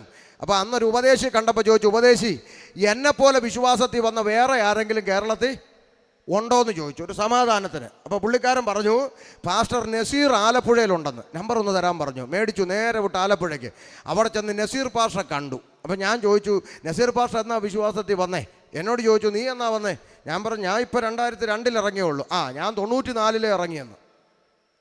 ആലപ്പുഴ ജനിച്ച് ആലപ്പുഴ വളർന്ന ആലപ്പുഴയിൽ പാർട്ടി പ്രവർത്തനമായി ഇൻക്വിലാബ് വിളിച്ച് നടന്ന നസീറും റഷീദയും കുടുംബമായി കർത്താവിൻ്റെ വേല ചെയ്യുന്ന കണ്ടു. അത് കണ്ടപ്പോൾ എനിക്ക് മനസ്സിനൊരു ഒരാശ്വാസം. നമ്മൾ മലയാളിക്ക് അങ്ങനെയാണല്ലോ, നമ്മുടെ വീട്ടിൽ കറണ്ട് പോകുമ്പോൾ ജനലിലൂടെ നോക്കി അപ്പുറത്തും കൂടെ പോയെന്നറിയുമ്പോൾ അപ്പോൾ ഒരാൾ കൂടെ ഉണ്ടല്ലോ എന്ന് ഓർത്തപ്പോൾ ഒരു സമാധാനം. ഞാൻ ചോദിച്ചു, നസീർ പാസ്റ്ററെ നമ്മളെപ്പോലെ വേറെ ആരെങ്കിലും ഉണ്ടോ? ഉടനെ പുള്ളി പറഞ്ഞു, പിന്നെ പാസ്റ്റർ സിയാദ് മുഹമ്മദ് കോട്ടയത്തുണ്ടെന്ന്. നേരെ വിട്ടു കോട്ടയത്തിന്. സിയാദിനെ കണ്ടപ്പോൾ ചോദിച്ചു, സിയാദ് വേറെ ആരെങ്കിലും ഉണ്ടോ? പിന്നെ പാസ്റ്റർ ഷാജഹാൻ മലപ്പുറത്തുണ്ടെന്ന്. നേരെ വിട്ടു ചുങ്കത്തറ ചെന്ന് ഷാജഹാനെ ഷീജ ബീബിയും കണ്ടു. ചോദിച്ചു, വേറെ ആരെങ്കിലും ഉണ്ടോ? പിന്നെ പാസ്റ്റർ ഇസ്മായിൽ അട്ടപ്പാടി ഡോക്ടർ മുരളീധരൻ്റെ അടുത്തുണ്ടെന്ന്. നേരെ വിട്ടു അട്ടപ്പാടി ചെന്ന് പാസ്റ്റർ ഇസ്മായിലിനെ കണ്ടു. ഇപ്പോൾ പുള്ളി എൻ്റെ അളിയനാ, ആയൂർ IPCയിലെ പാസ്റ്ററാണ്. ഇസ്മായിൽ പറഞ്ഞു, പാസ്റ്റർ റഫീഖ് വയനാടുണ്ടെന്ന്. റഫീഖിനെ കണ്ടപ്പോൾ പറഞ്ഞു, പാസ്റ്റർ മുനീർ കാസർഗോഡുണ്ടെന്ന്. മുനീറിനെ കണ്ടപ്പോൾ പറഞ്ഞു, പാസ്റ്റർ അബ്ദുൽ വഹാബ് കണ്ണൂർ തളിപ്പറമ്പിലുണ്ടെന്ന്. അബ്ദുൽ വഹാബിനെ കണ്ടപ്പോൾ പറഞ്ഞു, അനുജൻ അബ്ദുൽ സമദ് നാലാഞ്ചിറയിലുണ്ടെന്ന്. അബ്ദുൽ സമദിനെ കണ്ടപ്പോൾ പറഞ്ഞു, സൗദാ ബീബി ഇറങ്ങിയിട്ടുണ്ടെന്ന്. സൗദാ ബീബി പറഞ്ഞു, റംല തോമസ് ഇറങ്ങിയിട്ടുണ്ടെന്ന്. ചുരുക്കി പറഞ്ഞാൽ ഇന്ന് കേരളത്തിൽ ആയിരക്കണക്കിന് ആളുകൾ ഈ സത്യദൈവത്തെ അറിഞ്ഞ് ഈ നിത്യജീവനിലേക്ക് പ്രവേശിച്ചുകൊണ്ടിരിക്കുക. അബദ്ധമൊന്നുമല്ല. കഴിഞ്ഞ ആഴ്ച തിരുവനന്തപുരത്തിന് കൺവെൻഷന് പ്രസംഗിക്കാൻ പോയപ്പോൾ മദലയിൽ കൺവെൻഷൻ്റെ നോട്ടീസുകൾ കണ്ടിങ്ങനെ ഡ്രൈവ് ചെയ്യുമ്പോൾ വായിച്ച് ശ്രദ്ധിച്ചു പോകുമ്പോൾ കാണുക പല പുതിയ പാസ്റ്റർമാരുടെ പേര്. പാസ്റ്റർ സുരേഷ്, സുമേഷ്, രതീഷ്, രമേശ്, നാരായണൻ, ഗോപാലകൃഷ്ണൻ, കുട്ടപ്പൻ, രാജപ്പൻ, എല്ലാം പാസ്റ്ററാണ്. സ്തോത്രം. മൂന്നാമത്തെ ഒരു വശം പഠിച്ചാൽ ഫാദർ ജോർജ് മാത്യു പുതുപ്പള്ളി അച്ഛൻ, യാക്കോബക്കാരൻ അച്ഛൻ, ഫാദർ മാർഷലിൻ ജെ മൊറൈസ് റോമൻ കത്തോലിക്ക സന്യാസി ശ്രേഷ്ഠനായിരുന്ന അച്ഛൻ, ഫാദർ ക്രിസ്പിൻ അച്ഛൻ കത്തോലിക്ക പുരോഹിതനായ അച്ഛൻ, ഇങ്ങനെ അനേക അച്ഛന്മാരെ 60-70 വയസ്സിൽ പോത്തിനെ കുളിപ്പിക്കുന്ന കലക്കവെള്ളത്തിൽ മുങ്ങി സ്നാനപ്പെട്ട് പെന്തക്കോസുകാരുടെ കൂട്ടത്തിൽ കൂടി എന്ന് പറഞ്ഞാൽ സകല വിഭാഗങ്ങളിൽ നിന്നും സത്യം അറിയുകയും സത്യത്താൽ സ്വതന്ത്രരാക്കപ്പെടുകയും ചെയ്തുകൊണ്ട് ജനങ്ങൾ ജീവനുള്ള ദൈവത്തിങ്കലേക്ക് വരികയാണ്. സ്തോത്രം. അതുകൊണ്ട് വേഗത്തിൽ തിരിച്ചു വരാം. ആ മനുഷ്യർ ദൈവത്തെ ആരാധിച്ചുകൊണ്ട് മുന്നോട്ട് പോകുന്ന രംഗം ഉൽപ്പത്തിയിൽ കണ്ടു. മനോഹരം. 1-ാം ഘട്ടം അവിടെ തീർന്നു. വേറെ പ്രശ്നങ്ങളൊന്നുമില്ല. ആകെ കൂടെ ഒരു ദൈവം, യഹോവയായ ദൈവം. ആകെ കൂടെ 2 മനുഷ്യൻ, ആദം ഹവ്വ. വേറെ പ്രശ്നങ്ങളൊന്നുമില്ല. മനോഹരം. ആകെ കൂടെ 2 മനുഷ്യൻ, ആദം ഹവ്വ. ആകെ കൂടെ ഒരു ദൈവം, യഹോവയായ ദൈവം. മനുഷ്യന്മാർ തമ്മിൽ അടിയില്ല, കാരണം വേറെ മനുഷ്യരില്ല. ദൈവങ്ങൾ തമ്മിൽ അടിയില്ല, കാരണം വേറെ ഇല്ല. ഇല്ലേ? അങ്ങനെ സന്തോഷത്തോടെ പോകുന്ന 1-ാം ഘട്ടം. അതാണ് ഭക്തന്മാർ പാടിയത്. ഏകസത്യ ദൈവമേയുള്ളൂ ഭൂവാസികളെ, ഏകസത്യ ദൈവമേയുള്ളൂ ഭൂവാസികളെ, ഏകസത്യ ദൈവമേയുള്ളൂ. ഓർമ്മയില്ലേ? കണ്ട കല്ലും മരങ്ങളും കൊണ്ടു പല രൂപം തീർത്തു കൊണ്ടുവച്ചടത്തിരിക്കും തുണ്ടമല്ല സത്യദൈവം ഏക സത്യദൈവമേയുള്ളൂ. ആ പഴയ കൺവെൻഷനിലോട്ടൊന്ന് പോയി ഇല്ലേ? അതാ അനുഗ്രഹം. ആ പണ്ടത്തെ യോഗത്തിലോട്ടൊന്ന് പോയി പലരും. അതാ അപ്പച്ചന്മാരുടെ കാല അനുഗ്രഹം തന്നെയാണ്. ആരും കുറച്ചൊന്നും കാണണ്ട. സുവിശേഷമായി പ്രസംഗിക്കപ്പെട്ടിടത്തെല്ലാം ആ അനുഗ്രഹം ഉണ്ടായിരുന്നു. ഇന്നിപ്പം സുവിശേഷ യോഗം ഒന്ന് നോട്ടീസിലുണ്ട് സുവിശേഷം കേൾക്കാൻ. കഴിഞ്ഞ ദിവസം ഒരു പാസ്റ്റർ എന്നെ യോഗത്തിന് വിളിച്ചു. ഡേറ്റ് ആ പറഞ്ഞ ഡേറ്റ് ഇല്ലാത്തത് കൊണ്ട് ഞാൻ പറയും പാസ്റ്ററെ ആ ഡേറ്റ് ഇല്ല. ശരി പാസ്റ്ററെ എന്ന് പറഞ്ഞു വെച്ചു. ഇച്ചിരി കഴിഞ്ഞപ്പോൾ ഒന്നുകൂടെ വിളിച്ചിട്ട് ചോദിക്കുക, ഷമീർ പാസ്റ്ററെ നമുക്ക് ആരെയും ഒന്നും വിളിക്കാൻ പറ്റുന്നതെന്ന്. ഞാൻ പെട്ടെന്ന് സത്യം പറഞ്ഞ് ഞാനങ്ങ് ചിരിച്ചു. ഞാൻ പറഞ്ഞു, ഈ കൊച്ചു കേരളത്തിൽ പാസ്റ്റർമാരെ തട്ടിയിട്ട് നടക്കാൻ മേല, ഇഷ്ടം പോലെ ഉണ്ടായിട്ടും ഒരാളെ വിളിക്കാം. അപ്പോൾ അദ്ദേഹം ഇച്ചിരി ഗൗരവത്തോടെ പറഞ്ഞു, അതല്ല പാസ്റ്ററെ, ഒരു വർഷത്തെ പ്രാർത്ഥനയാണ്, പണച്ചെലവാ, കഷ്ടപ്പാടാ, എന്തിനാ? ദേശം സുവിശേഷം കേൾക്കണം. പക്ഷെ എന്ത് ചെയ്യാനാ, വരുന്നവരെല്ലാം ഉപവാസ പ്രാർത്ഥനയാക്കിയിട്ട് പോവുകയെന്ന്, വിശ്വാസികളെ പെരുപ്പിച്ചിട്ട് പോവുക. സ്തോത്രം. സുവിശേഷ യോഗത്തിൽ എന്ത് ചെയ്യണം? സുവിശേഷം പറയാം. അതിന് ആംബിയർ ഉണ്ടെങ്കിൽ ഇറങ്ങിയാൽ മതി, അല്ലെങ്കിൽ വേറെ വല്ല പണിക്കും പോകണം. സ്തോത്രം. ഇനി ഇത് പറഞ്ഞുകൊണ്ട് എന്ത് സംഭവിക്കാനാ? ഇന്ന് വിളിച്ചിരിക്കട്ടെ, ഇനി മേല അത്രയല്ലേ ഉള്ളൂ. ഞാൻ തന്നെ പറഞ്ഞുകൊണ്ട് കിടക്കുക വിളിക്കല്ലെന്ന്. എനിക്ക് കവലെ പ്രസംഗിച്ച് കൊതി തീർന്നിട്ടില്ല. സ്തോത്രം. തിരിച്ചു വരാം. അപ്പോൾ സന്തോഷത്തോടെ അവർ ദൈവത്തെ ആരാധിച്ചുകൊണ്ട് മുന്നോട്ട് പോകുന്ന ഒന്നാം ഘട്ടം. വേറെ പ്രശ്നങ്ങളൊന്നുമില്ല. കാതലായ വിഷയത്തിലേക്ക് കയറുക. രണ്ടാം ഘട്ടം, സൃഷ്ടാവായ ദൈവത്തിൽ നിന്ന് സൃഷ്ടിയായ മനുഷ്യനെ അകറ്റിക്കളയുവാൻ രംഗപ്രവേശനം ചെയ്തൊരു വില്ലനെ കണ്ടു. പിശാച്, പിശാച്, ഇബ്ലീസ്, ശൈത്താൻ, സാത്താൻ എന്നിങ്ങനെ മനുഷ്യൻ വിവിധ നാമങ്ങളിൽ സംബോധന ചെയ്യുന്ന പിശാച്. പിശാച് എന്ന് പറഞ്ഞാൽ ആരാ? മനുഷ്യൻ്റെ ചില തെറ്റിദ്ധാരണകളൊന്നും മാറ്റാൻ രണ്ട് വരി പറയാം. ചില ആളുകൾ വിചാരിച്ചിരിക്കുന്നത് പണ്ട് പൊന്നിടാറ്റി ഇവിടെ പരസ്യത്തിൽ ഒരു മൊട്ടത്തലയും വരും, കണ്ണും തള്ളി കൊമ്പും വെച്ച് പല്ലു ഉന്തി ഇങ്ങനെ ഇളിച്ചോണ്ട് വരുന്നൊരു രൂപമാണ് പിശാച്. ഇങ്ങനെ ഇരിക്കുമെന്ന് ചിലരുടെ ധാരണ. അല്ലല്ല, വേദപുസ്തകം അവനെക്കുറിച്ച് പറയുന്ന ചില പദപ്രയോഗം ശ്രദ്ധിക്കണം. ഒരാത്മാവ് അവനെ പിടിച്ചിട്ട്, ദുരാത്മാവ് അവനെ തള്ളിയിട്ടു, അശുദ്ധാത്മാവ് ഈ മനുഷ്യനെ വിട്ടു പോകാം. ഇങ്ങനെയുള്ള പ്രയോഗങ്ങളാണ് ബൈബിളിലുള്ളത്. അർത്ഥാൽ അവനൊരു മാനുഷിക ശരീരമുള്ളവനല്ല, അവനൊരാത്മാവാണ്. ഏത്? ഇരുട്ടിൻ്റെ ആത്മാവ്, ഈവിൾ സ്പിരിറ്റ്. പക്ഷേ അവൻ ചില മനുഷ്യരെയും ചില മൃഗങ്ങളെയും യൂസ് ചെയ്യുന്നു എന്ന് വേദപുസ്തകം പഠിച്ചാൽ മനസ്സിലാകും. തെളിവുകൾ നിരത്താൻ നേരം പോരാ, ഞാൻ എക്സ്പ്രസ് പോലെ പോകുക. ശ്രദ്ധിച്ചാട്ടെ. അതാണ് പിശാച് എന്ന് പറഞ്ഞാൽ ഒരു മാനുഷിക ശരീരമുള്ളവനല്ല. പിന്നെ ഒരു തെറ്റിദ്ധാരണ കൂടെ മാറ്റാം. പിശാച് എന്ന് പറഞ്ഞാൽ ചില ആളുകൾ വിചാരിച്ചിരിക്കുന്നത് പിന്നെ ഈ ചത്ത് കഴിഞ്ഞിട്ട് വെള്ള സാരിയും വെള്ള ബ്ലൗസും കൊടുത്ത് ചട്ടി പുകയും പുകച്ച് പാട്ടും പാടി കിണറ്റുകാരെ വന്ന് എത്തി നോക്കുന്നതാണ് പിശാച് എന്നാണ് വേറെ ചിലരുടെ ചിന്ത. തെറ്റിദ്ധാരണയൊക്കെ മാറ്റണം. മരിച്ച ആരുടെ ആത്മാക്കൾ ആർക്കും ഒരു ദോഷം ഉണ്ടാക്കാൻ വരത്തില്ല. പിന്നെ മരിച്ചവരെവിടെയെന്ന് സമയം അനുവദിക്കുന്നെങ്കിൽ ഞാൻ വായിച്ച് കേൾപ്പിക്കാം, അതവിടെ നിൽക്കട്ടെ. ശ്രദ്ധിച്ചാട്ടെ. അപ്പോൾ മരിച്ച ആരുടെ ആത്മാ, അതൊക്കെ ഈ സീരിയലുകാരുണ്ടാക്കി വെച്ച മേനയാന്ന് മാത്രം മനസ്സിലാക്കുക. ചുവന്ന ചുരിദാറിട്ടുകൊണ്ട് തൂങ്ങിച്ചത്ത പെണ്ണ്, ചത്ത് കഴിഞ്ഞപ്പം വെള്ള പിന്നെ ദൈവം തുണിക്കച്ചവടം നടന്നു, വരുന്നവർക്കെല്ലാം വെള്ളം കൊടുത്ത് മണ്ടത്തരമൊക്കെ വിടണം. പിന്നെ അല്ലെങ്കിൽ എനിക്കിപ്പോഴും മനസ്സിലാകാത്തൊരു കാര്യമുണ്ട്. ഈ ചത്ത് കഴിഞ്ഞിട്ട് തിരിച്ചു വരുന്ന യക്ഷികളെല്ലാം പെണ്ണുങ്ങളാണ്. അതിന് ആണുങ്ങളെ വിടാത്ത എത്രയോ ആണുങ്ങൾ ചാകുന്നു, ഇവന്മാരെ വിടാത്ത എന്താ? നോക്കേ. അപ്പോൾ ഇവർ ചാകുന്നില്ലേ? ഉണ്ട്. നിങ്ങൾ പ്രതിഷേധിക്കണം. ശ്രദ്ധിച്ചാട്ടെ. അപ്പോൾ ഇതൊക്കെ വെറും മണ്ടത്തരങ്ങളാണെന്ന് മനസ്സിലാക്കാൻ ഒരു വരി പറഞ്ഞതാണ്. ശ്രദ്ധിച്ചേ. ഇതൊക്കെ ഈ സീരിയലുകാരെന്തെല്ലാം മെനെ ഉണ്ടാക്കി. ഞാൻ നിങ്ങൾ ശ്രദ്ധിച്ചേ, നമ്മുടെ ഈ കൊല്ലത്താണല്ലോ നീണ്ടകര, ശക്തികുളങ്ങര തീരദേശത്ത് ഞങ്ങൾ സുവിശേഷം അറിയിക്കാൻ പോയി. അപ്പം വള്ളത്തെ ചാരി ഒരച്ചായ നിൽപ്പുണ്ട്, കൈലി ഉടുത്തിട്ടുണ്ട്, ഉടുപ്പിട്ടിട്ടില്ല, വായിക്കകത്ത് മുറുക്കാനുമുണ്ട്. ചവച്ച് ഇങ്ങനെ വള്ളത്തെ ചാരി നിൽക്കുക. അപ്പോൾ നമ്മളിങ്ങനെ ട്രാക്റ്റും കൊടുത്തു പോയി. എന്നാ ഉണ്ടാച്ചാ? ഇങ്ങനെയൊക്കെ പോകുന്നു ഉപദേശി. എന്തുവാ പരിപാടി? സുവിശേഷമാണോ? സുവിശേഷമായിട്ട് വന്ന്. ശരി. പിന്നെ വള്ളത്തിനകത്ത് മീനൊന്നും പണ്ടത്തെ പോലെ കയറുന്നില്ല ഉപദേശി, പ്രാർത്ഥിക്കണം. ഞാൻ പറഞ്ഞു പിന്നെ പ്രാർത്ഥിക്കാം, ദൈവം അനുഗ്രഹിക്കുക വെച്ചാ. കടപ്പുറത്തുള്ള നിങ്ങളെ അനുഗ്രഹിച്ചില്ല, പിന്നെ കർത്താവ് നിങ്ങളുടെ കൂടല്ലേ നടന്നേ, നിങ്ങളല്ലേ ഇഷ്ടം. പിന്നെ അതൊക്കെ നമുക്കറിയാം. അപ്പോൾ ഞാൻ നോക്കിയപ്പോൾ ഈ പുള്ളി ഉടുപ്പിട്ടിട്ടില്ല, അതുകൊണ്ട് നെഞ്ചത്ത് ഇത്രയും വലിയൊരു കുരിശിട്ടേപ്പുണ്ട്. ഞാൻ ചോദിച്ചു, ഇതെന്നാച്ചാ ഇത്രയും വലിയ കുരിശ് നെഞ്ചത്ത്? ഉപദേശിമാർക്കൊന്നും അറിയത്തില്ലയോ? അതിനാ കുരിശ് കണ്ട പിശാച് അടിക്കുകയല്ല ഉപദേശി.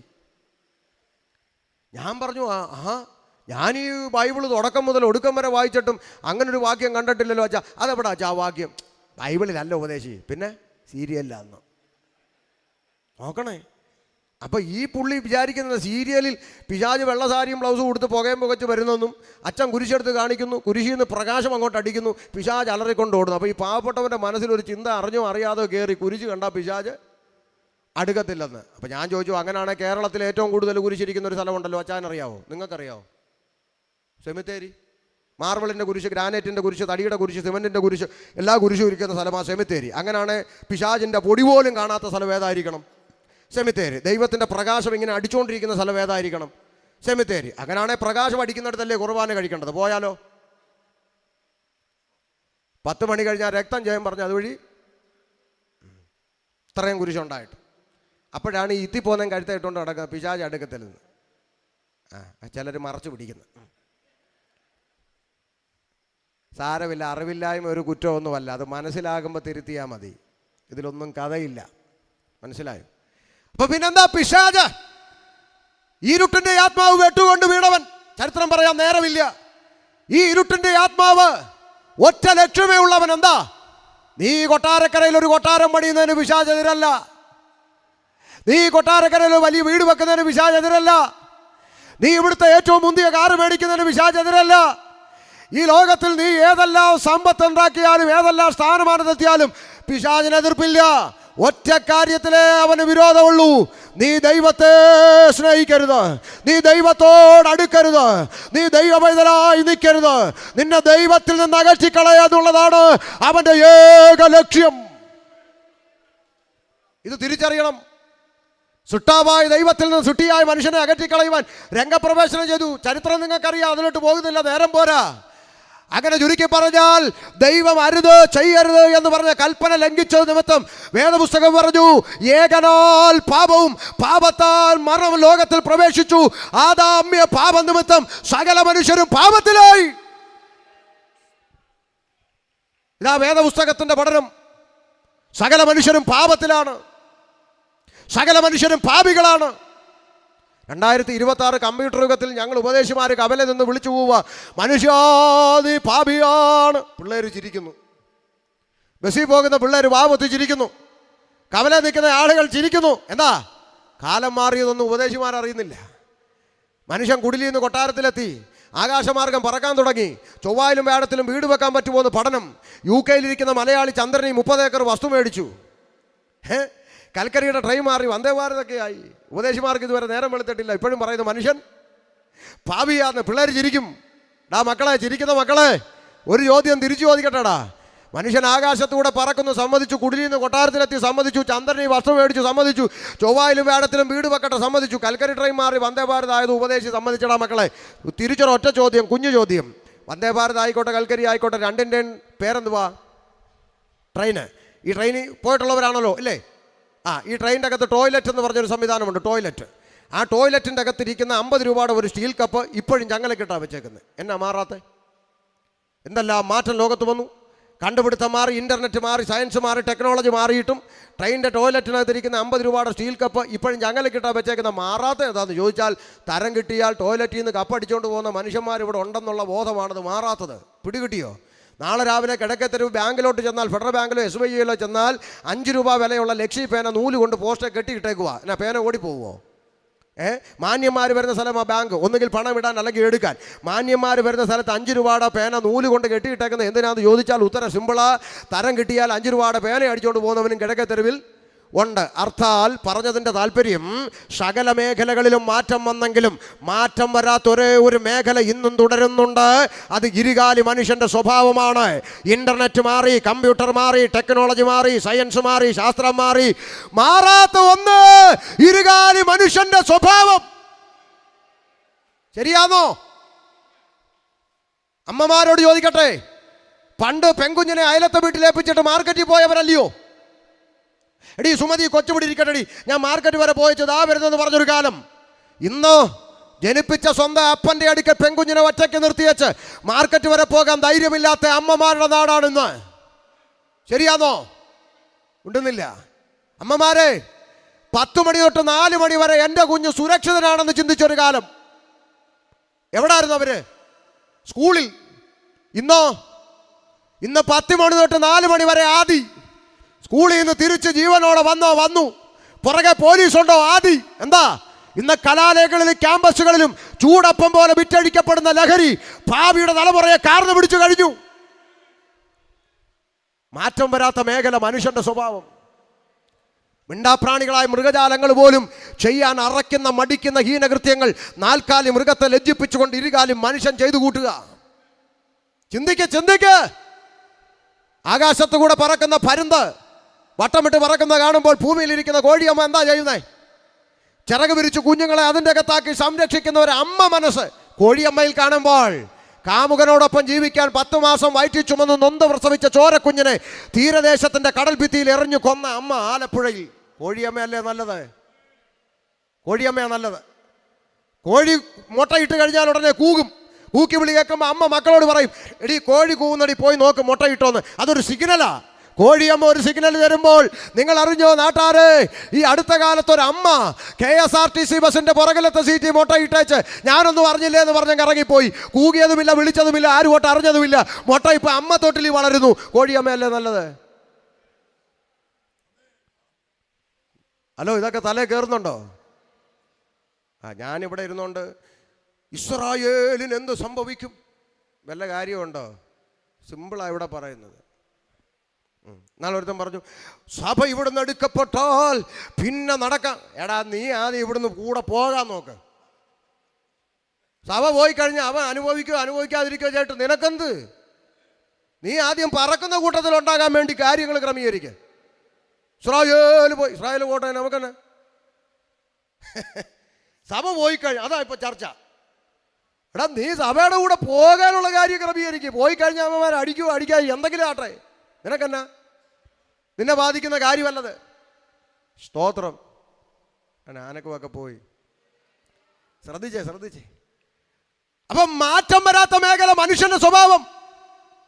എല്ലാ മേഖലകളും മാറിയിട്ട് ഇത് മാറുന്നില്ല. ക്രിമിനൽ ആക്ടിവിറ്റികൾ പെരുകിക്കൊണ്ടിരിക്കുന്നു. പ്രായപൂർത്തിയാകാത്ത കുഞ്ഞുങ്ങൾ കുറ്റവാളികളായി മാറി ജുവൈനൽ ഹോമിലേക്ക് തള്ളപ്പെടുന്നു. കുടുംബ ബന്ധങ്ങൾ തകരുന്നു. ആത്മഹത്യകൾ പെരുകുന്നു. മനുഷ്യന്റെ ജീവിതം നാനാവിശേഷമായി പോകുന്നു. അവന്റെ ധാർമ്മികത കീപ്പോട്ട് പോകുന്നു. എന്തുകൊണ്ട് ഇത് സംഭവിക്കുന്നു? എന്താ ഇങ്ങനെ സംഭവിക്കുന്നത്?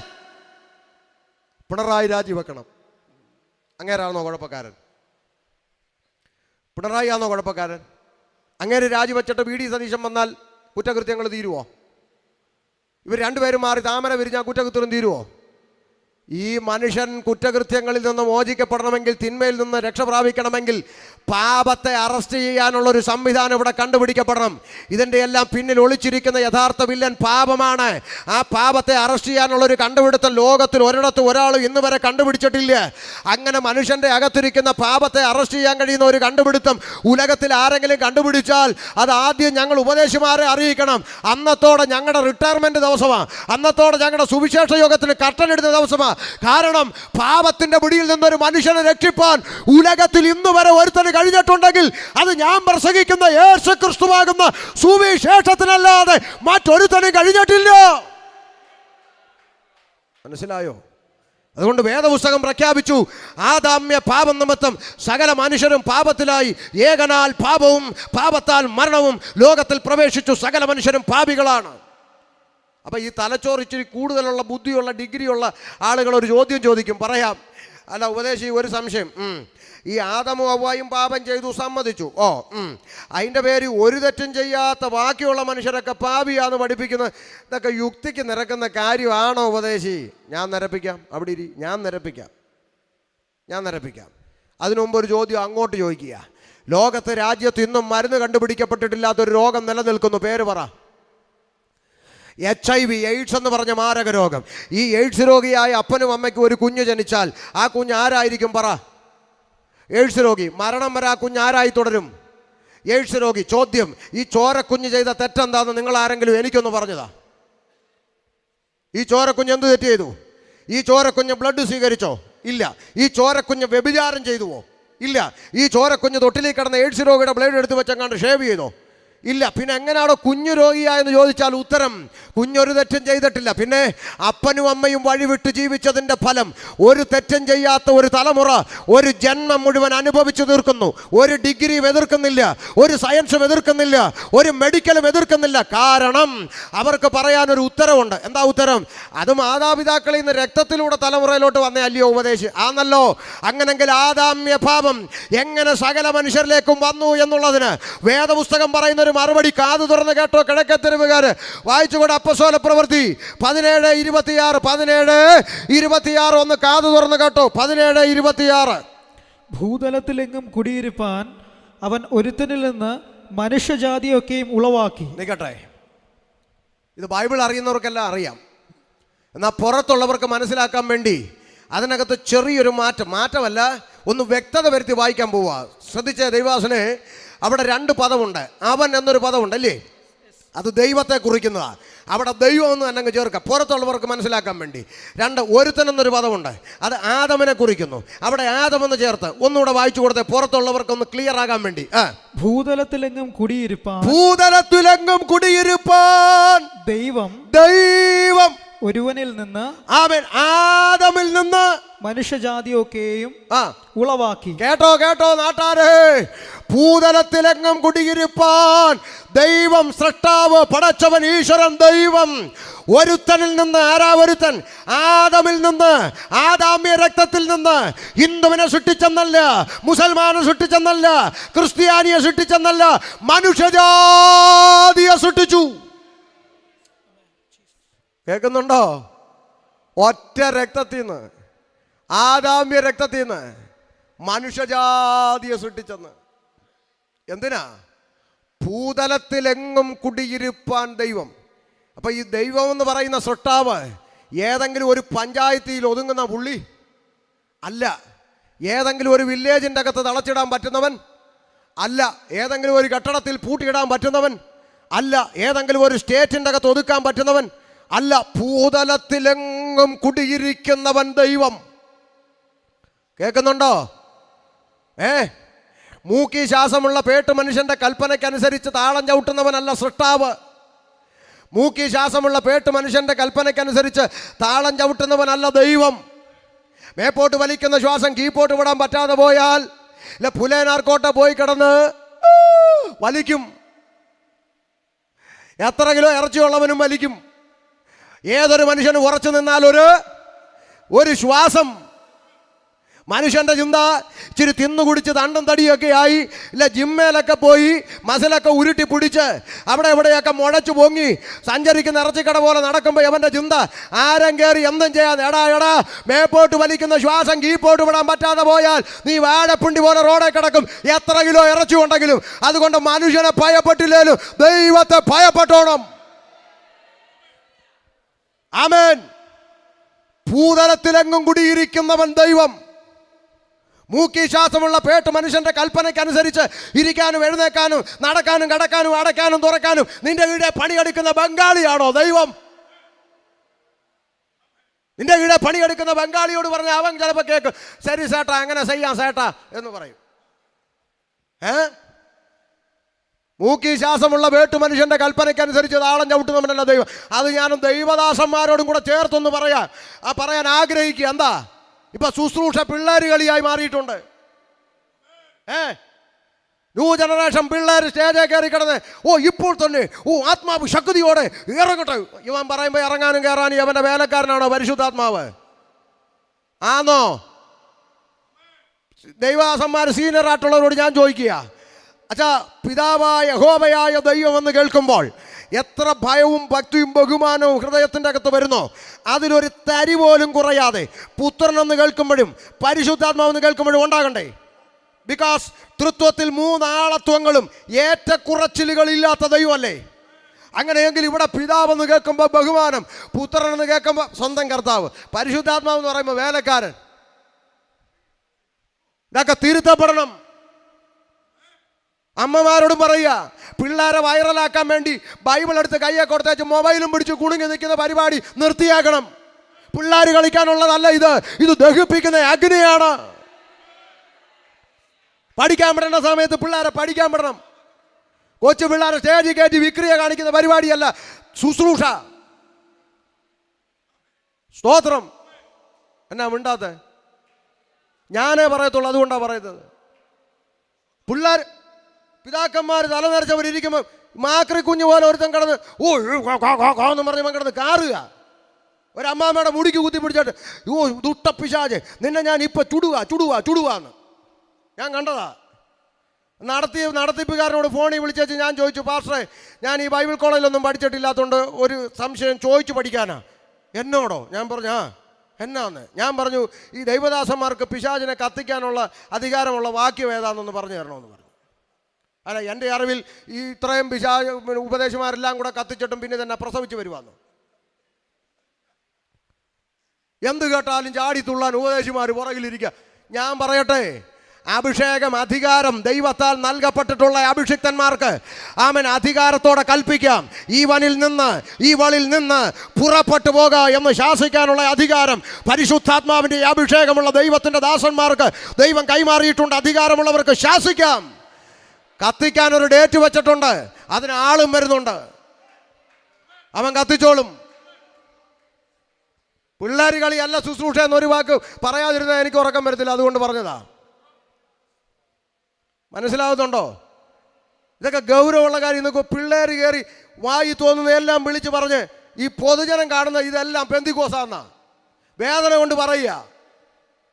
ഞങ്ങൾ ഒരു പരസ്യത്തിന് പോയി, പരസ്യം കഴിഞ്ഞ് അവിടെ അടുത്തുള്ള വീടുകളിൽ ട്രാക്ട് കൊടുത്ത് കയറിയപ്പം ഒരു വീട്ടുകാർ സ്നേഹത്തോടെ വിളിച്ചു, പാസ്റ്റർമാരെ വന്നാട്ട് ഇരുന്നാട്ട് അവിടെ ഇരിക്കാൻ പറഞ്ഞു. അപ്പം ഞങ്ങൾ അവിടെ ഇരുന്നു. അപ്പോൾ കെട്ടിയോൻ അവിടെ കിടന്ന് ഉറങ്ങുക. ശബ്ദം കേട്ട് ഇങ്ങേര് ചാടി എഴുന്നേറ്റു. ആരാടി? ഉപദേശിമാർ, പാസ്റ്റർമാർ വന്നതാന്ന് പരസ്യമായിട്ടെന്ന്. ചാടി എഴുന്നേറ്റു. പുള്ളി മൊബൈൽ എടുത്ത് കുത്തിക്കൊണ്ട് അടുത്തോട്ട് വന്നിട്ട് ചോദിക്കുക, നിങ്ങളെയൊക്കെ കാണാനിരുന്ന എന്താ, നിങ്ങളല്ലേ കർത്താവിൻ്റെ ശബ്ദം വാട്സാപ്പിൽ പിടിച്ചത് നിങ്ങളല്ലേ എന്ന്. എന്ത് ഇടങ്ങേറാന്ന് നോക്ക്. ഞാൻ കൈ കൂപ്പിക്കൊണ്ട് പറഞ്ഞു, എൻ്റെ പൊന്നു ചേട്ടാ, ഞങ്ങൾക്ക് ആ ക്ഷുദ്രജീവികളുമായിട്ട് ഒരു ബന്ധവും ഇല്ല. ഈ പൊതുജനമെ കാണുന്ന ഇതെല്ലാം എന്താന്നാ, പെന്തക്കോസാന്ന്. അപ്പോൾ പറയണ്ടേ, നമ്മുടെ ആളുകൾ പറയണ്ടേ? എന്തിനാ നമ്മുടെ നേതാക്കന്മാർ മൗനം പാലിക്കുന്നത്? പറയണ്ടേ? ഞങ്ങൾക്ക് ഇത്തരക്കാരുമായി ഒരു ബന്ധമില്ലെന്ന് 4 നേതാക്കന്മാർ പറഞ്ഞാൽ പോരെ? ജനം തിരിച്ചറിയത്തില്ലേ? അതിന് നേതാക്കന്മാർക്ക് അവിടെ കസേരയ്ക്ക് അടിച്ചിട്ട് നേരെ വില. അപ്പോഴതിന് ഇത് പറയാൻ സമയം. മനസ്സിലാകുന്നുണ്ടോ? ഇവിടെ ഇരിക്കുന്ന യോഗം കഴിഞ്ഞ് ഇപ്പോൾ ചോദിക്കണം, ഇവിടെ ഇരിക്കുന്ന ആരോടെങ്കിലും നിങ്ങൾ യോഗം കഴിഞ്ഞിട്ട് ചോദിക്കും, പാസ്റ്ററെ, ദൈവവചനത്തിൻ്റെ അടിസ്ഥാനത്തിൽ ഇന്ന് നടക്കുന്ന ഈ കസേരക്കടി വചനപ്രകാരം ശരിയോ തെറ്റോ? ഇവിടെ ഇരിക്കുന്ന ഒറ്റ മനുഷ്യൻ പറയത്തില്ല ശരിയാന്ന്. തെറ്റാ? ഇനി അതിന് വാക്യം വേണോ? കർത്താവ് ശിഷ്യന്മാരുടെ ഇടയിൽ അങ്ങോട്ടും ഇങ്ങോട്ടും ഞങ്ങൾക്ക് ഇടത്തും വേണം, എനിക്ക് വലത്ത് വേണമെന്നും പറഞ്ഞ് സ്ഥാനം ചോദിച്ചപ്പോൾ കർത്താവ് പറഞ്ഞു, ജാതികളിൽ അധിപതികളായവർ അവരുടെ മേൽ കർത്തൃത്വം നടക്കുന്നു, അവരിൽ മഹത്തുക്കളായവർ അവരുടെ മേൽ അധികാരവും നടത്തുന്നു. അത് ജാതികൾ. നിങ്ങളുടെ ഇടയിൽ അങ്ങനെ അരുത്. അങ്ങനെ കർത്താവ് പഠിപ്പിച്ചേ. പണ്ട് പള്ളി വിട്ടപ്പോൾ എല്ലാവരും പറഞ്ഞ വാക്കൊന്നാ. എന്താ? യാക്കോബക്കാർ കൊള്ളത്തില്ല, മർത്തോമക്കാർ കൊള്ളത്തില്ല, പിന്നെ CSIക്കാർ കൊള്ളത്തില്ല, ഓർത്തഡോക്സുകാർ കൊള്ളത്തില്ലെന്ന് പറഞ്ഞല്ല പള്ളി വിട്ടെ. പിന്നെന്തുവാ? ഞങ്ങൾക്ക് വചനപ്രകാരം ദൈവത്തെ ആരാധിക്കണമെന്ന് പറഞ്ഞാൽ വിട്ടെ. എന്നിട്ട് ഈ വചനവിരുദ്ധമായ വിക്രിയ കണ്ടിട്ട് ഇപ്പം മൗനം പാലിച്ചിരിക്കുക. ഇപ്പം വചനം പ്രകാരം വേണ്ട. അങ്ങനെ പറയാതിരിക്കും. തിരിച്ചു വരാം. അപ്പോ ആമേൻ, ഏകനാൽ പാപവും പാപത്താൽ മരണവും ലോകത്തിൽ പ്രവേശിച്ചു. ആദാമ്യ പാപനിമിത്തം സകല മനുഷ്യരും പാപത്തിലായി. കാരണം ഒറ്റ രക്തത്തിൽ നിന്ന് സൃഷ്ടിക്കപ്പെട്ടു. മനുഷ്യൻ മൂക്കിൽ ശ്വാസമുള്ള പേട്ട് മനുഷ്യന്റെ കൽപ്പനയ്ക്കനുസരിച്ച് താളം ചവിട്ടുന്നവനല്ല സൃഷ്ടാവ്. പിന്നെയോ ഭൂതലത്തിലെങ്ങും കുടിയിരിപ്പാൻ ദൈവം. അപ്പൊ ദൈവം ഭൂതലത്തിലെങ്ങും കുടിയിരിക്കുന്നു. അപ്പൊ ന്യായമായൊരു ചോദ്യം തിരിച്ചു വരും, പാസ്റ്ററെ, ഈ ദൈവം എവിടാ കുടിയിരിക്കുന്നത്? അതുകൂടെ ഒന്ന് പറ. പോയി കാണാനാ പറയാം. വായിച്ചുകൂടെ 24-ാം വാക്യം വായിര്. അതിന്റെ 24. ദൈവം എവിടാ കുടിയിരിക്കുന്നേ? വായിര്. ലോകവും അതിലുള്ളതൊക്കെയും ഉണ്ടാക്കിയ ദൈവം. ലോകവും അതിൽ കാണുന്ന സകലത്തെ ഉണ്ടാക്കിയ ദൈവം സ്വർഗത്തിനും ഭൂമിക്കും നാഥനാകൊണ്ട് കൈപ്പണിയായ കെട്ടിടങ്ങളിലൊന്നും ദൈവം വസിക്കുന്നില്ല. ആകാശഗോപുരം മുക്കെ കെട്ടിവച്ചിരിക്കുന്ന നിന്റെ കെട്ടിടങ്ങളിലല്ല ദൈവം വസിക്കുന്നത്. തിരുവെടുത്ത് പറയുന്നു, ലോകവും അതിൽ കാണുന്ന സകലത്തെ ഉണ്ടാക്കിയ ദൈവം സ്വർഗത്തിനും ഭൂമിക്കും നാഥൻ മനുഷ്യന്റെ കൈപ്പണിയായ കെട്ടിടങ്ങളിൽ വസിക്കുന്നില്ല. പിന്നെ എവിടെ ഉപദേശി വസിക്കുന്നത്? ഇന്ന് രാത്രി ആ സന്തോഷ വാർത്ത കിഴക്കത്തരവിനോട് പറയാം. ദൈവം വസിക്കാൻ ആശിക്കുന്ന മന്ദിരം ഇതിന്റെ ഹൃദയമാകുന്ന മന്ദിരമാ. ഇന്ന് രാത്രി തുറക്കപ്പെടേണ്ടത് കെട്ടിടത്തിന്റെ വാതിലുകളല്ല. ഇന്ന് രാത്രി തുറക്കപ്പെടേണ്ടത് നിന്റെ ഹൃദയത്തിന്റെ വാതിലാണ്. ലോകത്തിന്റെ സൃഷ്ടാവായ ദൈവത്തിനു വേണ്ടി ഇന്ന് രാത്രി നിന്റെ ഹൃദയവാതിൽ തുറക്കപ്പെടണം. അതാണ് സുവിശേഷം. അങ്ങനെങ്കിൽ ശ്രദ്ധിച്ചേ, ഭൂതലത്തിലെങ്ങും കുടിയിരിപ്പാൻ ദൈവം ഒരുത്തിൽ നിന്നും മനുഷ്യജാതിയെ ഉളവാക്കി എന്ന് പറഞ്ഞാൽ അർത്ഥം എന്താ? ദൈവം കുടിയിരിക്കുന്നത് മനുഷ്യൻ്റെ ഹൃദയമാകുന്ന മന്ദിരത്തിലെങ്കിൽ ഭൂതലത്തിലെങ്ങും ദൈവം കുടിയിരിക്കണമെങ്കിൽ ഭൂതലത്തിലെങ്ങും മനുഷ്യന്മാർ വേണം. അതുകൊണ്ട് ഒറ്റ മനുഷ്യനിൽ നിന്ന്, ഒറ്റ രക്തത്തിൽ നിന്ന്, ആദാമ്യ രക്തത്തിൽ നിന്ന് മനുഷ്യജാതിയെ സൃഷ്ടിച്ചെന്ന മഹത്വകരമായ വചനം. അപ്പുറത്ത് കിടക്കുന്ന കാവ്യ ഉടുത്തവനും ഇപ്പുറത്ത് കിടക്കുന്ന തൊപ്പിയിട്ടവനും കൊന്തയിട്ടവനും എല്ലാം ഒറ്റ രക്തമാണെന്ന് പഠിപ്പിക്കുന്ന പുസ്തകം. വർഗീയത ലെവലേഷൻ തൊട്ട് തീണ്ടാത്ത ഈ പുസ്തകമല്ലാതെ ഏത് പുസ്തകമാണ് ഈ കാലഘട്ടത്തിൽ ഞങ്ങൾ പ്രസംഗിക്കേണ്ടത്? പറ. ഒറ്റ രക്തത്തിൻ്റെ ഉടമയാണ് മനുഷ്യനെന്ന് പഠിപ്പിക്കുന്ന പുസ്തകം. ആദാമ്യ പാപത്തിൽ നിന്ന് സകല മനുഷ്യരും പാപത്തിലായതുകൊണ്ട് ആമേൻ ഒറ്റ രക്തത്തിൽ നിന്ന് സൃഷ്ടിക്കപ്പെട്ട മനുഷ്യനിലേക്ക് പാപം പ്രവേശിച്ചു. രണ്ട് ഭാഗം പറഞ്ഞു നിർത്താം. ആമേൻ മനുഷ്യൻ്റെ അകത്ത് പാപം പ്രവേശിച്ചപ്പോൾ മനുഷ്യന് സംഭവിച്ച ഏറ്റവും വലിയ ദുരന്തം എന്താണെന്ന് റോമാലേഖനം 1-ാം അധ്യായം 21, 22, 23 ഭാഗങ്ങളിൽ ആമേൻ വെളിപ്പെടുത്തി. എന്താ പറഞ്ഞത്? ഞാൻ വായിക്കാം, സമയത്തിൻ്റെ പരിമിതി കൊണ്ട്. ആമേൻ അവർ ദൈവത്തെ അറിഞ്ഞിട്ടും, ഇങ്ങനെ എഴുതിയിരിക്കുന്നു, അവർ ദൈവത്തെ അറിഞ്ഞിട്ടും ഒരു ദൈവമുണ്ട്, ഒരു സൃഷ്ടാവുണ്ട് എന്ന് മനുഷ്യൻ അറിഞ്ഞിട്ടും അവനെ ദൈവമെന്ന് ഓർത്ത് മഹത്വീകരിക്കുകയോ നന്ദി കാണിക്കുകയോ ചെയ്യാതെ തങ്ങളുടെ നിരൂപണങ്ങളിൽ വ്യർത്ഥമായത് ചെയ്യാൻ തുടങ്ങിയെന്ന്. എന്താ വ്യർത്ഥമായത്? ആമേൻ അവരുടെ വിവേകമില്ലാത്ത ഹൃദയം ഇരുണ്ടുപോയി എന്ന് എഴുതിയിരിക്കുന്നു. അവരുടെ അകത്ത് പാപമെന്ന് പറയുന്ന ഇരുട്ട് പ്രവേശിച്ചപ്പോൾ അടുത്ത വാക്ക് പറയുന്നു, ജ്ഞാനികളെന്ന് പറഞ്ഞുകൊണ്ട് അവർ മൂഢരായി പോയി. ഞങ്ങൾക്കെല്ലാം അറിയാവുന്ന ചിന്തയുണ്ട്, പക്ഷെ ഒന്നും അറിയത്തില്ല. തിരുവനന്തപുരത്തിൻ്റെ തെക്കേ അറ്റത്ത് പാലോടെന്ന് പറഞ്ഞ സ്ഥലത്ത് ഒരു കത്തോലിക്കക്കാരനോട് സുവിശേഷം പറയാൻ ചെന്നപ്പം പുള്ളി പറയുക, എനിക്ക് വയസ്സ് 54 ഉണ്ട് ഉപദേശി, 54 വർഷമായിട്ട് ക്രിസ്ത്യാനിയായിട്ട് ജീവിക്കുന്ന എൻ്റെ അടുത്താണോ ഇന്നലെ വന്ന് നിങ്ങൾ സുവിശേഷം പറയാൻ വന്നതെന്ന്. പുള്ളിക്ക് 54 വർഷമായിട്ട് ക്രിസ്ത്യാനിയാണ്. ചുമ്മാ ഒരു രസത്തിന് ചോദിച്ചു, ശരി അച്ഛാ ദൈവം അനുഗ്രഹിക്കട്ടെ, ഈ യേശുവിൻ്റെ പേരെന്താന്ന് ചോദിച്ചു. യേശുവിൻ്റെ പേരെന്താന്ന് ചോദിച്ചു. പാലോടുകാരൻ അച്ചാൻ പറഞ്ഞ മറുപടി പുള്ളി പറഞ്ഞ പോലെ തന്നെ ഞാനങ്ങ് പറയട്ടെ. പുള്ളി പറയുക, യേശുവിൻ്റെ പേര് യേശു, ഇപ്പോൾ വേറെന്തൊരു പേരിരിക്കണം യേശുവിനെന്ന്. കേട്ടോ, യേശുവിൻ്റെ പേര് യേശു, ഇപ്പോൾ വേറെന്തൊരു പേരിരിക്കണം യേശുവിനെന്ന്. ദൈവം നമ്മോടുകൂടെ എന്നർത്ഥമുള്ള ഇമ്മാനുവേൽ എന്ന് പേർ വിളിക്കപ്പെടുമെന്ന് തിരുവെഴുത്തിലുണ്ട്. 54 വർഷത്തെ ക്രിസ്ത്യാനി കണ്ടിട്ടില്ല. എന്താ കാണാത്ത? പുസ്തകം വായിക്കണ്ടേ? ബൈബിൾ വീട്ടിലുണ്ട്, അതെടുത്ത് ഷോക്കേഴ്സിൽ വെച്ച് കറണ്ട് ചാർജിൻ്റെ കോപ്പിയും കരമടച്ചതിൻ്റെ രസീതും തൊഴിലുറപ്പിൻ്റെ ചീട്ടും നോട്ടീസും എല്ലാം പുസ്തകത്തെ കൊണ്ടുവച്ച് ചെമ്പരത്തിപ്പൂവും പറിച്ചിട്ട് ചന്ദനത്തിരിയും കത്തിച്ച് പുകച്ച് പുസ്തകമെടുത്ത് ഷോക്കേഴ്സിൽ വെച്ചേച്ച് റോഡിൽ കൂടെ ഓലക്കാലം പിടിച്ചുകൊണ്ട് നടക്കുക. പിന്നെ അങ്ങനെ നീ കാണും? നീ ആദ്യം പുസ്തകം തുറന്ന് വായിക്കേ. പുസ്തകം തുറന്ന് വായിക്കും. ഒരു പെന്തക്കോസുകാരൻ്റെ വാക്ക് നീ കേൾക്കണ്ട. നിന്റെ വീട്ടിനകത്തിരിക്കുന്ന തിരുവെഴുത്ത് തുറന്ന് വായിച്ചാൽ വേദപുസ്തകം പറയുന്നു, നിങ്ങൾ സത്യം അറിയുകയും സത്യം നിങ്ങളെ സ്വതന്ത്രരാക്കുകയും ചെയ്യും. മനുഷ്യൻ സൃഷ്ടാവിനെ മറന്നു. പാപം അകത്ത് കയറിയപ്പോൾ സംഭവിച്ച ഒന്നാമത്തെ ദുരന്തം സൃഷ്ടാവിനെ മറന്നു. അടുത്തത് ആമേൻ അക്ഷയനായ ദൈവത്തിന്റെ തേജസ്സിനെ അവർ ക്ഷയമുള്ള മനുഷ്യൻ, പക്ഷി, നാൽക്കാലി, ഇഴജാതി എന്നിവയുടെ രൂപസാദൃശ്യമാക്കി മാറ്റിക്കളഞ്ഞു. പാപം അകത്ത് കയറിയപ്പോൾ ദൈവത്തിന് കൊടുക്കേണ്ട മഹത്വം പങ്കുവച്ചു. ആർക്ക്? സൃഷ്ടാവിനെ മറന്നിട്ട് സൃഷ്ടിക്ക് പങ്കുവച്ചു. ആർക്കൊക്കെ പങ്കുവെച്ചെന്നാ വായിക്ക? ക്ഷയമുള്ള മനുഷ്യൻ ദൈവത്തിന് കൊടുക്കേണ്ട മഹത്വം, പുകഴ്ച, ആരാധനയും മനുഷ്യൻ ആർക്ക് കൊടുത്തു? മനുഷ്യന്മാർക്ക് കൊടുത്തു. അപ്പൊ ഇവിടെ ആരുണ്ടായി? പറ. ആൾ ദൈവങ്ങളുണ്ടായി. ഇപ്പൊ കേരളത്തിൽ ആൾ ദൈവങ്ങളെ തട്ടിയിട്ട് നടക്കാൻ മേല. ഓരോ ആഴ്ച ഓരോ പഞ്ചായത്തിൽ നിന്ന് ഓരോന്ന് വരിക. ഇപ്പം ചില മാസങ്ങൾക്ക് മുമ്പ് ഞാനും വായിച്ചു പത്രത്തിൽ, കേരളത്തിൽ അറിയപ്പെടുന്ന ഒരാൾ ദൈവത്തിന് പനിയാ, പ്രാർത്ഥിക്കണമെന്ന്. എന്നിട്ട് മനസ്സിലാകാത്ത മണ്ടൻ മലയാളി. മനസ്സിലാകുന്നുണ്ടോ? മനുഷ്യന് മഹത്വം കൊടുത്തു. പിന്നെ ആർക്കൊക്കെ? പറ. പക്ഷി, പിന്നെ നാൽക്കാലി, പിന്നെ ഇഴജാതി. കേട്ടെ, ഇവിടെ പാരമ്പര്യം പറയുന്ന ക്രിസ്ത്യാനി ഈ പറഞ്ഞ നാലിനെയും കൂടെ ഒന്നിച്ച് ഒരു കണ്ണാടി കൂട്ടിലാക്കി ഒട്ടാരക്കര വെച്ച് മഹത്വം കൊടുക്കുക. മനസ്സിലായോ വല്ലോ? നാൽക്കാലി, മേലെ ഇരുകാലി, കീഴെ ഇടജാതിക്ക് 2 ചിറകും. മനസ്സിലായോ? നീ പുസ്തകം വായിക്കുന്നു. നീ സൃഷ്ടാവായ ദൈവത്തെ അങ്ങ് മറന്നു. പാപം അകത്ത് കയറിയപ്പോൾ സൃഷ്ടിക്ക് മഹത്വം കൊടുത്തു. പാപത്തിന്റെ പടുകുഴിയിൽ നിന്ന് പടുകുഴിയിലേക്ക് മനുഷ്യൻ വീണുപോയപ്പോൾ ഈ പാപത്തിന്റെ ഇരുട്ടിൽ നിന്നൊരു വെളിച്ചം തേടി മനുഷ്യൻ നിലവിളി തുടങ്ങി. നേർച്ച കാഴ്ചകൾ, തീർത്ഥയാത്രകൾ, പുണ്യകർമ്മ ക്രിയാദികളെല്ലാം നടത്തി നോക്കി. വെളിച്ചം തേടി നിലവിളികൾ ആരംഭിച്ചു, പുണ്യകർമ്മ ക്രിയാദികൾ ആരംഭിച്ചു. വെളിച്ചം തേടി, ഈശ്വര കടാക്ഷം തേടി ഈ പത്തനംതിട്ട ഇലന്തൂരിൽ ഒരു പച്ച മനുഷ്യനെ വെട്ടി നുറുക്കി നരബലി കൊടുത്തു നോക്കി. കിട്ടിയോ? മോക്ഷം കിട്ടിയോ? ഇല്ല. അകത്ത് കിടന്ന് ഉണ്ട തിന്നുക. ഇപ്പൊ ഉണ്ടയില്ല, ചപ്പാത്തിയാന്ന് തിന്നുക.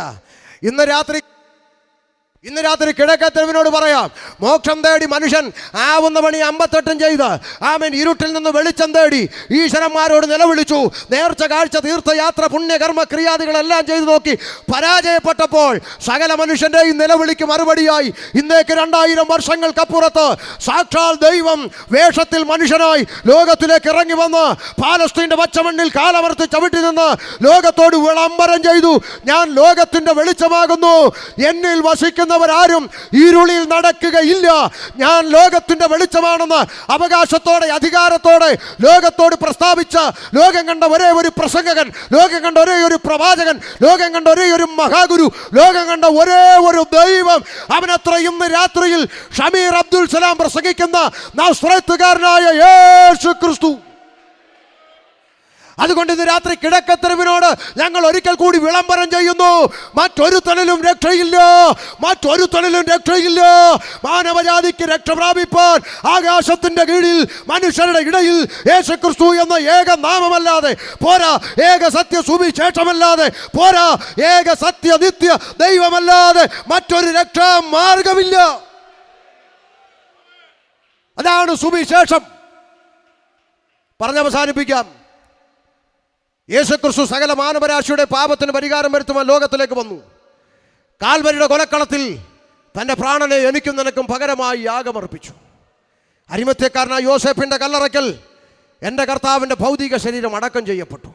ഇന്ന് രാത്രി ദേശത്തോട് പറയാം, 3 ആണി കൊണ്ട് അരിമത്യക്കാരനായ യോസേപ്പിൻ്റെ കല്ലറ കൊണ്ട് എൻ്റെ യേശു അവസാനിച്ചിരുന്നെങ്കിൽ, 3 ആണി കൊണ്ട് അവസാനിച്ച യേശുവിനെ പ്രസംഗിക്കാൻ ഷമീർ വരത്തിലിവിടെ, 3 ആണി കൊണ്ട് അവസാനിച്ച യേശുവിന് വേണ്ടി IPC ഒരു കൺവെൻഷൻ വെക്കത്തിലിവിടെ, 3 ആണി കൊണ്ട് അവസാനിച്ച യേശുവിന് വേണ്ടി പാടാൻ ഇവിടെ ഒരു കൊയർ ടീം ഇല്ല.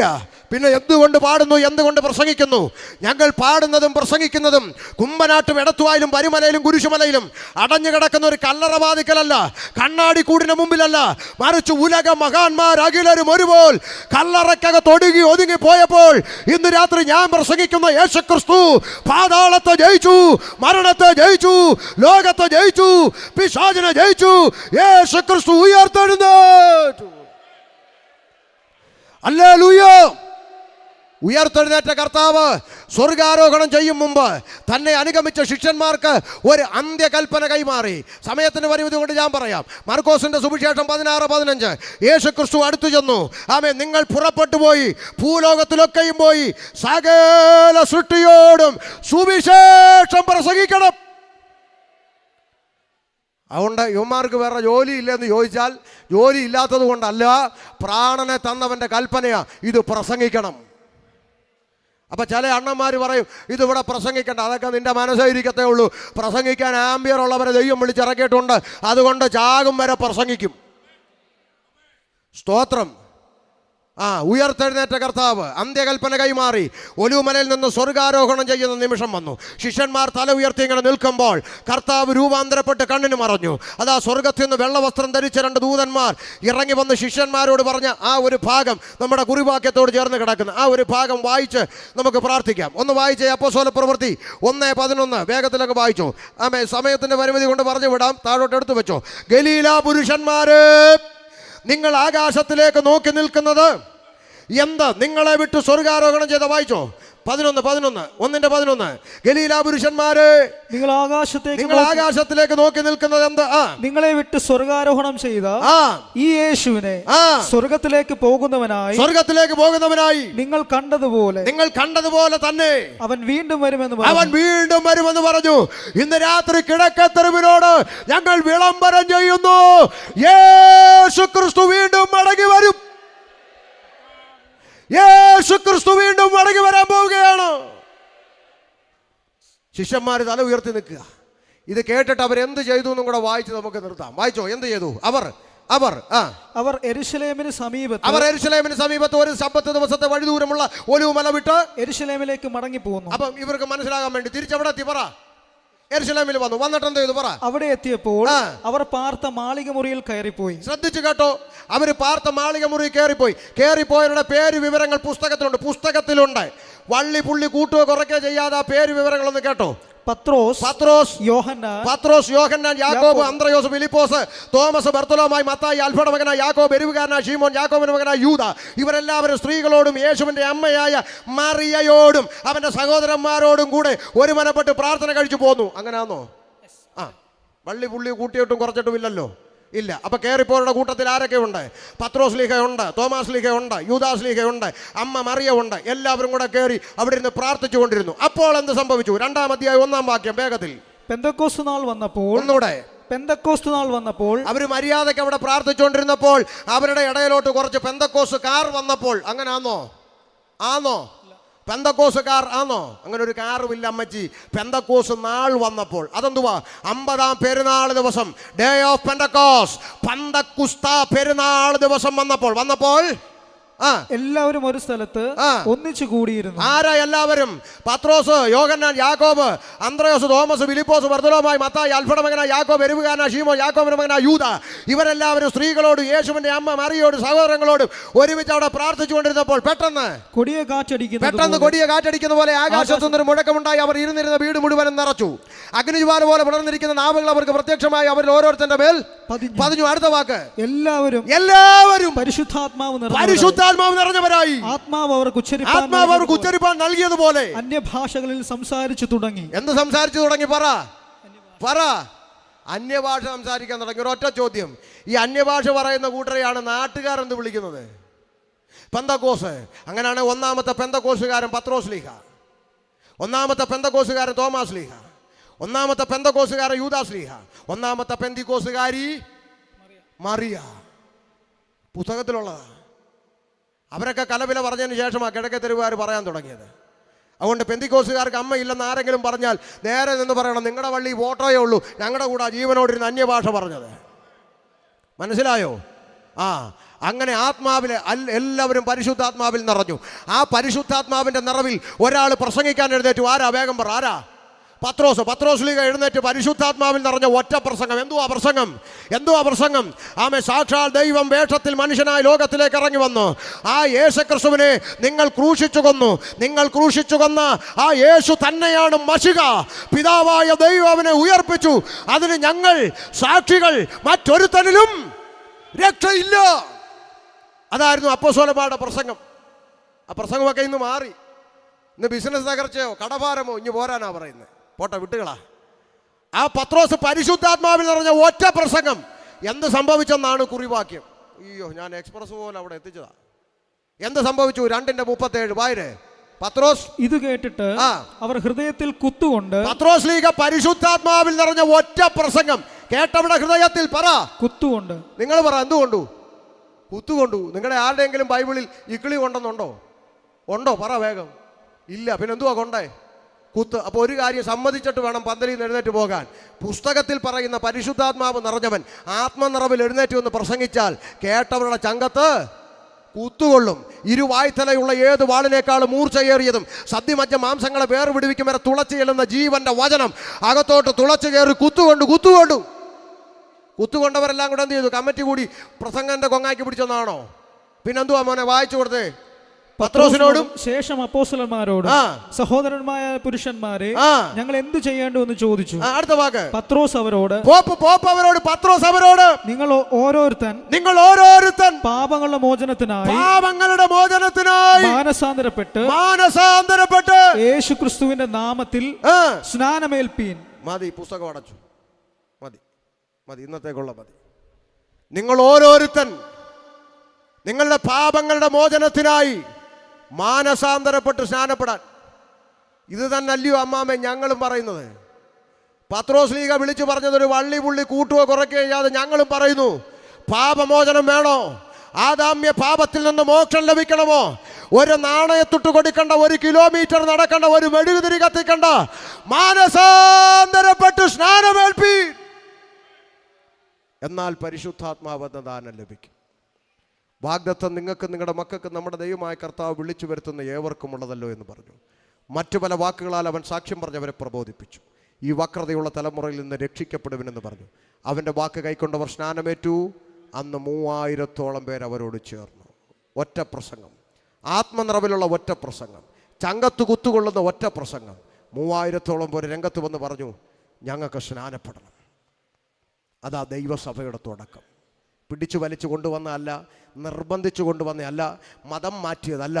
പരിശുദ്ധാത്മാവ് ഹൃദയത്തിൻ്റെ അകത്ത് ചലിച്ചപ്പോൾ, ജീവൻ്റെ പുസ്തകത്തിൽ എൻ്റെ പേരെഴുതപ്പെടണമെന്ന് ചിന്തിച്ചപ്പോൾ, കർത്താവിൻ്റെ കാഹളനാദത്തിങ്കൽ പറന്നുയരണമെന്ന് ചിന്തിച്ചപ്പോൾ, ജനം മുമ്പോട്ട് വന്ന് പറഞ്ഞു, എനിക്കെത്രയും പെട്ടെന്ന് സ്നാനപ്പെടണം.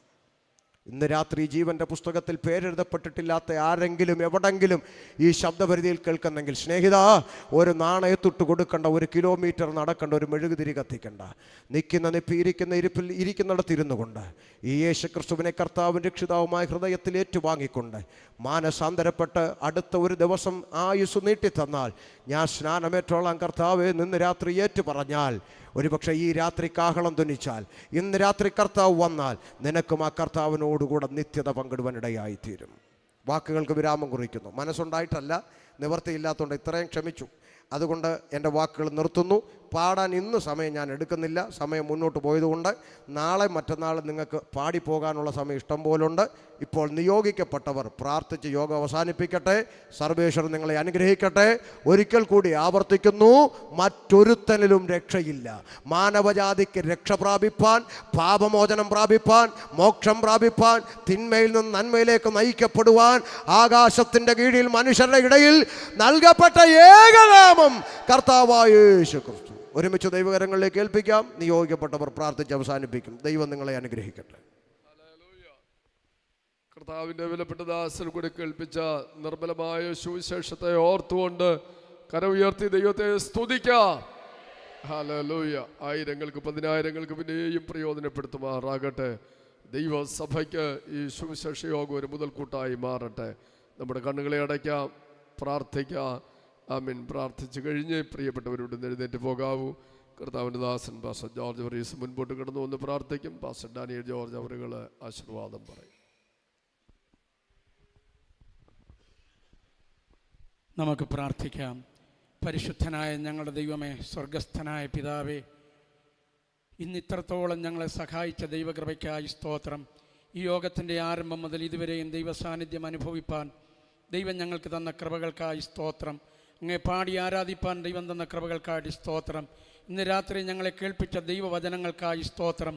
തിരുവെഴുത്തുകളെയും ദൈവശക്തിയും തിരിച്ചറിഞ്ഞ് മാനസാന്തരപ്പെട്ട പാപബോധമുളവായി പാപപ്രവൃത്തിയെ ഉപേക്ഷിച്ച് സത്യ നിത്യ ദൈവമായ യേശു ക്രിസ്തുവിനെ പാപമോചനം തരുന്ന വിശ്വസിക്കുന്നവർക്ക് വേണ്ടി രണ്ടാമതും കടന്നു വന്നവരെ ചേർക്കുവാൻ വരുന്ന കർത്താവായ യേശു ക്രിസ്തുവിൽ വിശ്വസിച്ച് പാപമോചനം പ്രാപിച്ച് കർത്താവിന് വേണ്ടി ജീവിപ്പാൻ ഇന്ന് രാത്രി ദൈവവചനം കേട്ട ഏവർക്കും ദൈവം കൃപ ചെയ്യണമേ എന്ന് ഞങ്ങൾ അങ്ങോട്ട് പ്രാർത്ഥിക്കുന്നു. കാലാകാലങ്ങളായി അവിടുത്തെ വചനമനുസരിച്ച് രക്ഷിക്കപ്പെട്ട് ദൈവമക്കളായി തീർന്ന എല്ലാവരെയും ഓർത്ത് ഞങ്ങൾ ദൈവത്തെ സ്തുതിക്കുന്നു. കർത്താവേ, അവർ അവിടുത്തെ വരവിനായി ഒരുങ്ങിപ്പാർക്കുവാൻ സ്വർഗം കൃപ ചെയ്യണമേ. പിന്നെയും ഇതുവരെയും യേശു ക്രിസ്തുവിനെ രക്ഷിതാവായി സ്വീകരിച്ചിട്ടില്ലാത്തവർ ഇന്ന് രാത്രിയിലെ വചന കേൾവിയുടെ മുമ്പിൽ പാപബോധമുളവായി യേശുവിനെ രക്ഷിതാവായി സ്വീകരിച്ച് പാപമോചനം പ്രാപിച്ച് ദൈവമക്കളായി തീർന്ന് ജീവപുസ്തകത്തിൽ പേരെഴുതപ്പെട്ട് ദൈവരാജ്യത്തിന് വേണ്ടി ഒരുങ്ങിപ്പാർക്കുവാൻ ദൈവം കൃപ ചെയ്യണമേ എന്ന് ഞങ്ങൾ അങ്ങോട്ട് പ്രാർത്ഥിക്കുന്നു. അതിനായി അനേകരെ ഒരുക്കണമേ എന്ന് ഞങ്ങൾ അങ്ങോട്ട് പ്രാർത്ഥിക്കുന്നു. ഇന്ന് രാത്രിയിൽ ദൈവവചനം ശുശ്രൂഷിച്ച ദൈവദാസന്മാർക്കായി സ്തോത്രം. പിന്നെയും ശക്തമായി നിന്റെ ദാസന്മാരെ അവിടുന്ന് ഉപയോഗിക്കണമേ എന്ന് ഞങ്ങൾ അങ്ങോട്ട് പ്രാർത്ഥിക്കുന്നു. ഇവിടെയുള്ള ദൈവസഭയ്ക്കായി സ്തോത്രം. വർഷങ്ങളായി ദൈവനാമത്തെ ഉയർത്തുവാൻ ദൈവസഭയെ ഉപയോഗിച്ചുകൊണ്ടിരിക്കുന്ന കൃപകൾക്കായി സ്തോത്രം. പിന്നെയും ദൈവസഭയെ മാനിക്കണമേ. ഇവിടെയുള്ള ദൈവജനത്തിനായി സ്തോത്രം. ഇവിടെ ശുശ്രൂഷിക്കുന്ന ദൈവദാസന്മാർക്കായി സ്തോത്രം. കൂടി വന്ന എല്ലാ ദൈവദാസന്മാർക്കായി സ്തോത്രം. അധ്യക്ഷത വഹിച്ച ദൈവദാസനായി സ്തോത്രം. വചനം കേട്ട എല്ലാ ദൈവമക്കളെയും ഞങ്ങൾ ഏൽപ്പിച്ചു പ്രാർത്ഥിക്കുന്നു. എല്ലാവരെയും അവിടുന്ന് അനുഗ്രഹിക്കണമേ കർത്താവേ. തുടർന്നുള്ള ദിവസങ്ങളിലും കൃപ കൂടെ ഇരിക്കണമേ. ഞങ്ങളെ കേൾപ്പിച്ച ദൈവവചനത്തിനായി സ്തോത്രം. ദൈവാത്മാവിനാൽ ഹല്ലേലൂയ ഞങ്ങളോട് സംസാരിച്ചല്ലോ, അതിനായി സ്തോത്രം ചെയ്യും. ദൈവദാസനെ പിന്നെയും ഉപയോഗിച്ചാട്ടെ, ഞങ്ങളെ അനുഗ്രഹത്തോടെ പറഞ്ഞയച്ചാട്ടെ. എല്ലാറ്റിലും സ്വർഗം മഹത്വമെടുക്കണമേ. യേശു ക്രിസ്തുവിൻ്റെ നാമത്തിൽ ചോദിക്കുന്നു, കൃപയോടെ കേൾക്കണമേ. ആമേൻ. നാളെ വൈകിട്ടത്തെ സുവിശേഷ യോഗം 6 മണിക്ക് തന്നെ പ്രാർത്ഥിച്ച് ആരംഭിക്കുന്നതാണ്. അനുഗ്രഹീതമായ ഗാനങ്ങൾ ആലപിക്കുന്ന കൊയറുണ്ട്. നാളെ രാത്രിയിൽ കർത്താവിൻ്റെ ദാസൻ പാസ്റ്റർ അനീഷ് തോമസ് റാന്നി ദൈവവചനം ശുശ്രൂഷിക്കുന്നതാണ്. പ്രാർത്ഥനയോടുകൂടെ കടന്നു വരുവാൻ ഏവരെയും ആഹ്വാനം ചെയ്യുന്നു. കർത്താവിൻ്റെ ദാസൻ ആശീർവാദം. കർത്താവ് നമ്മുടെ പ്രാർത്ഥനയിലേക്ക് ഇടുന്നതിനാൽ നമുക്ക് ഒരുമിച്ച് ദൈവത്തെ സ്തുതിക്കാം. ഹല്ലേലൂയ.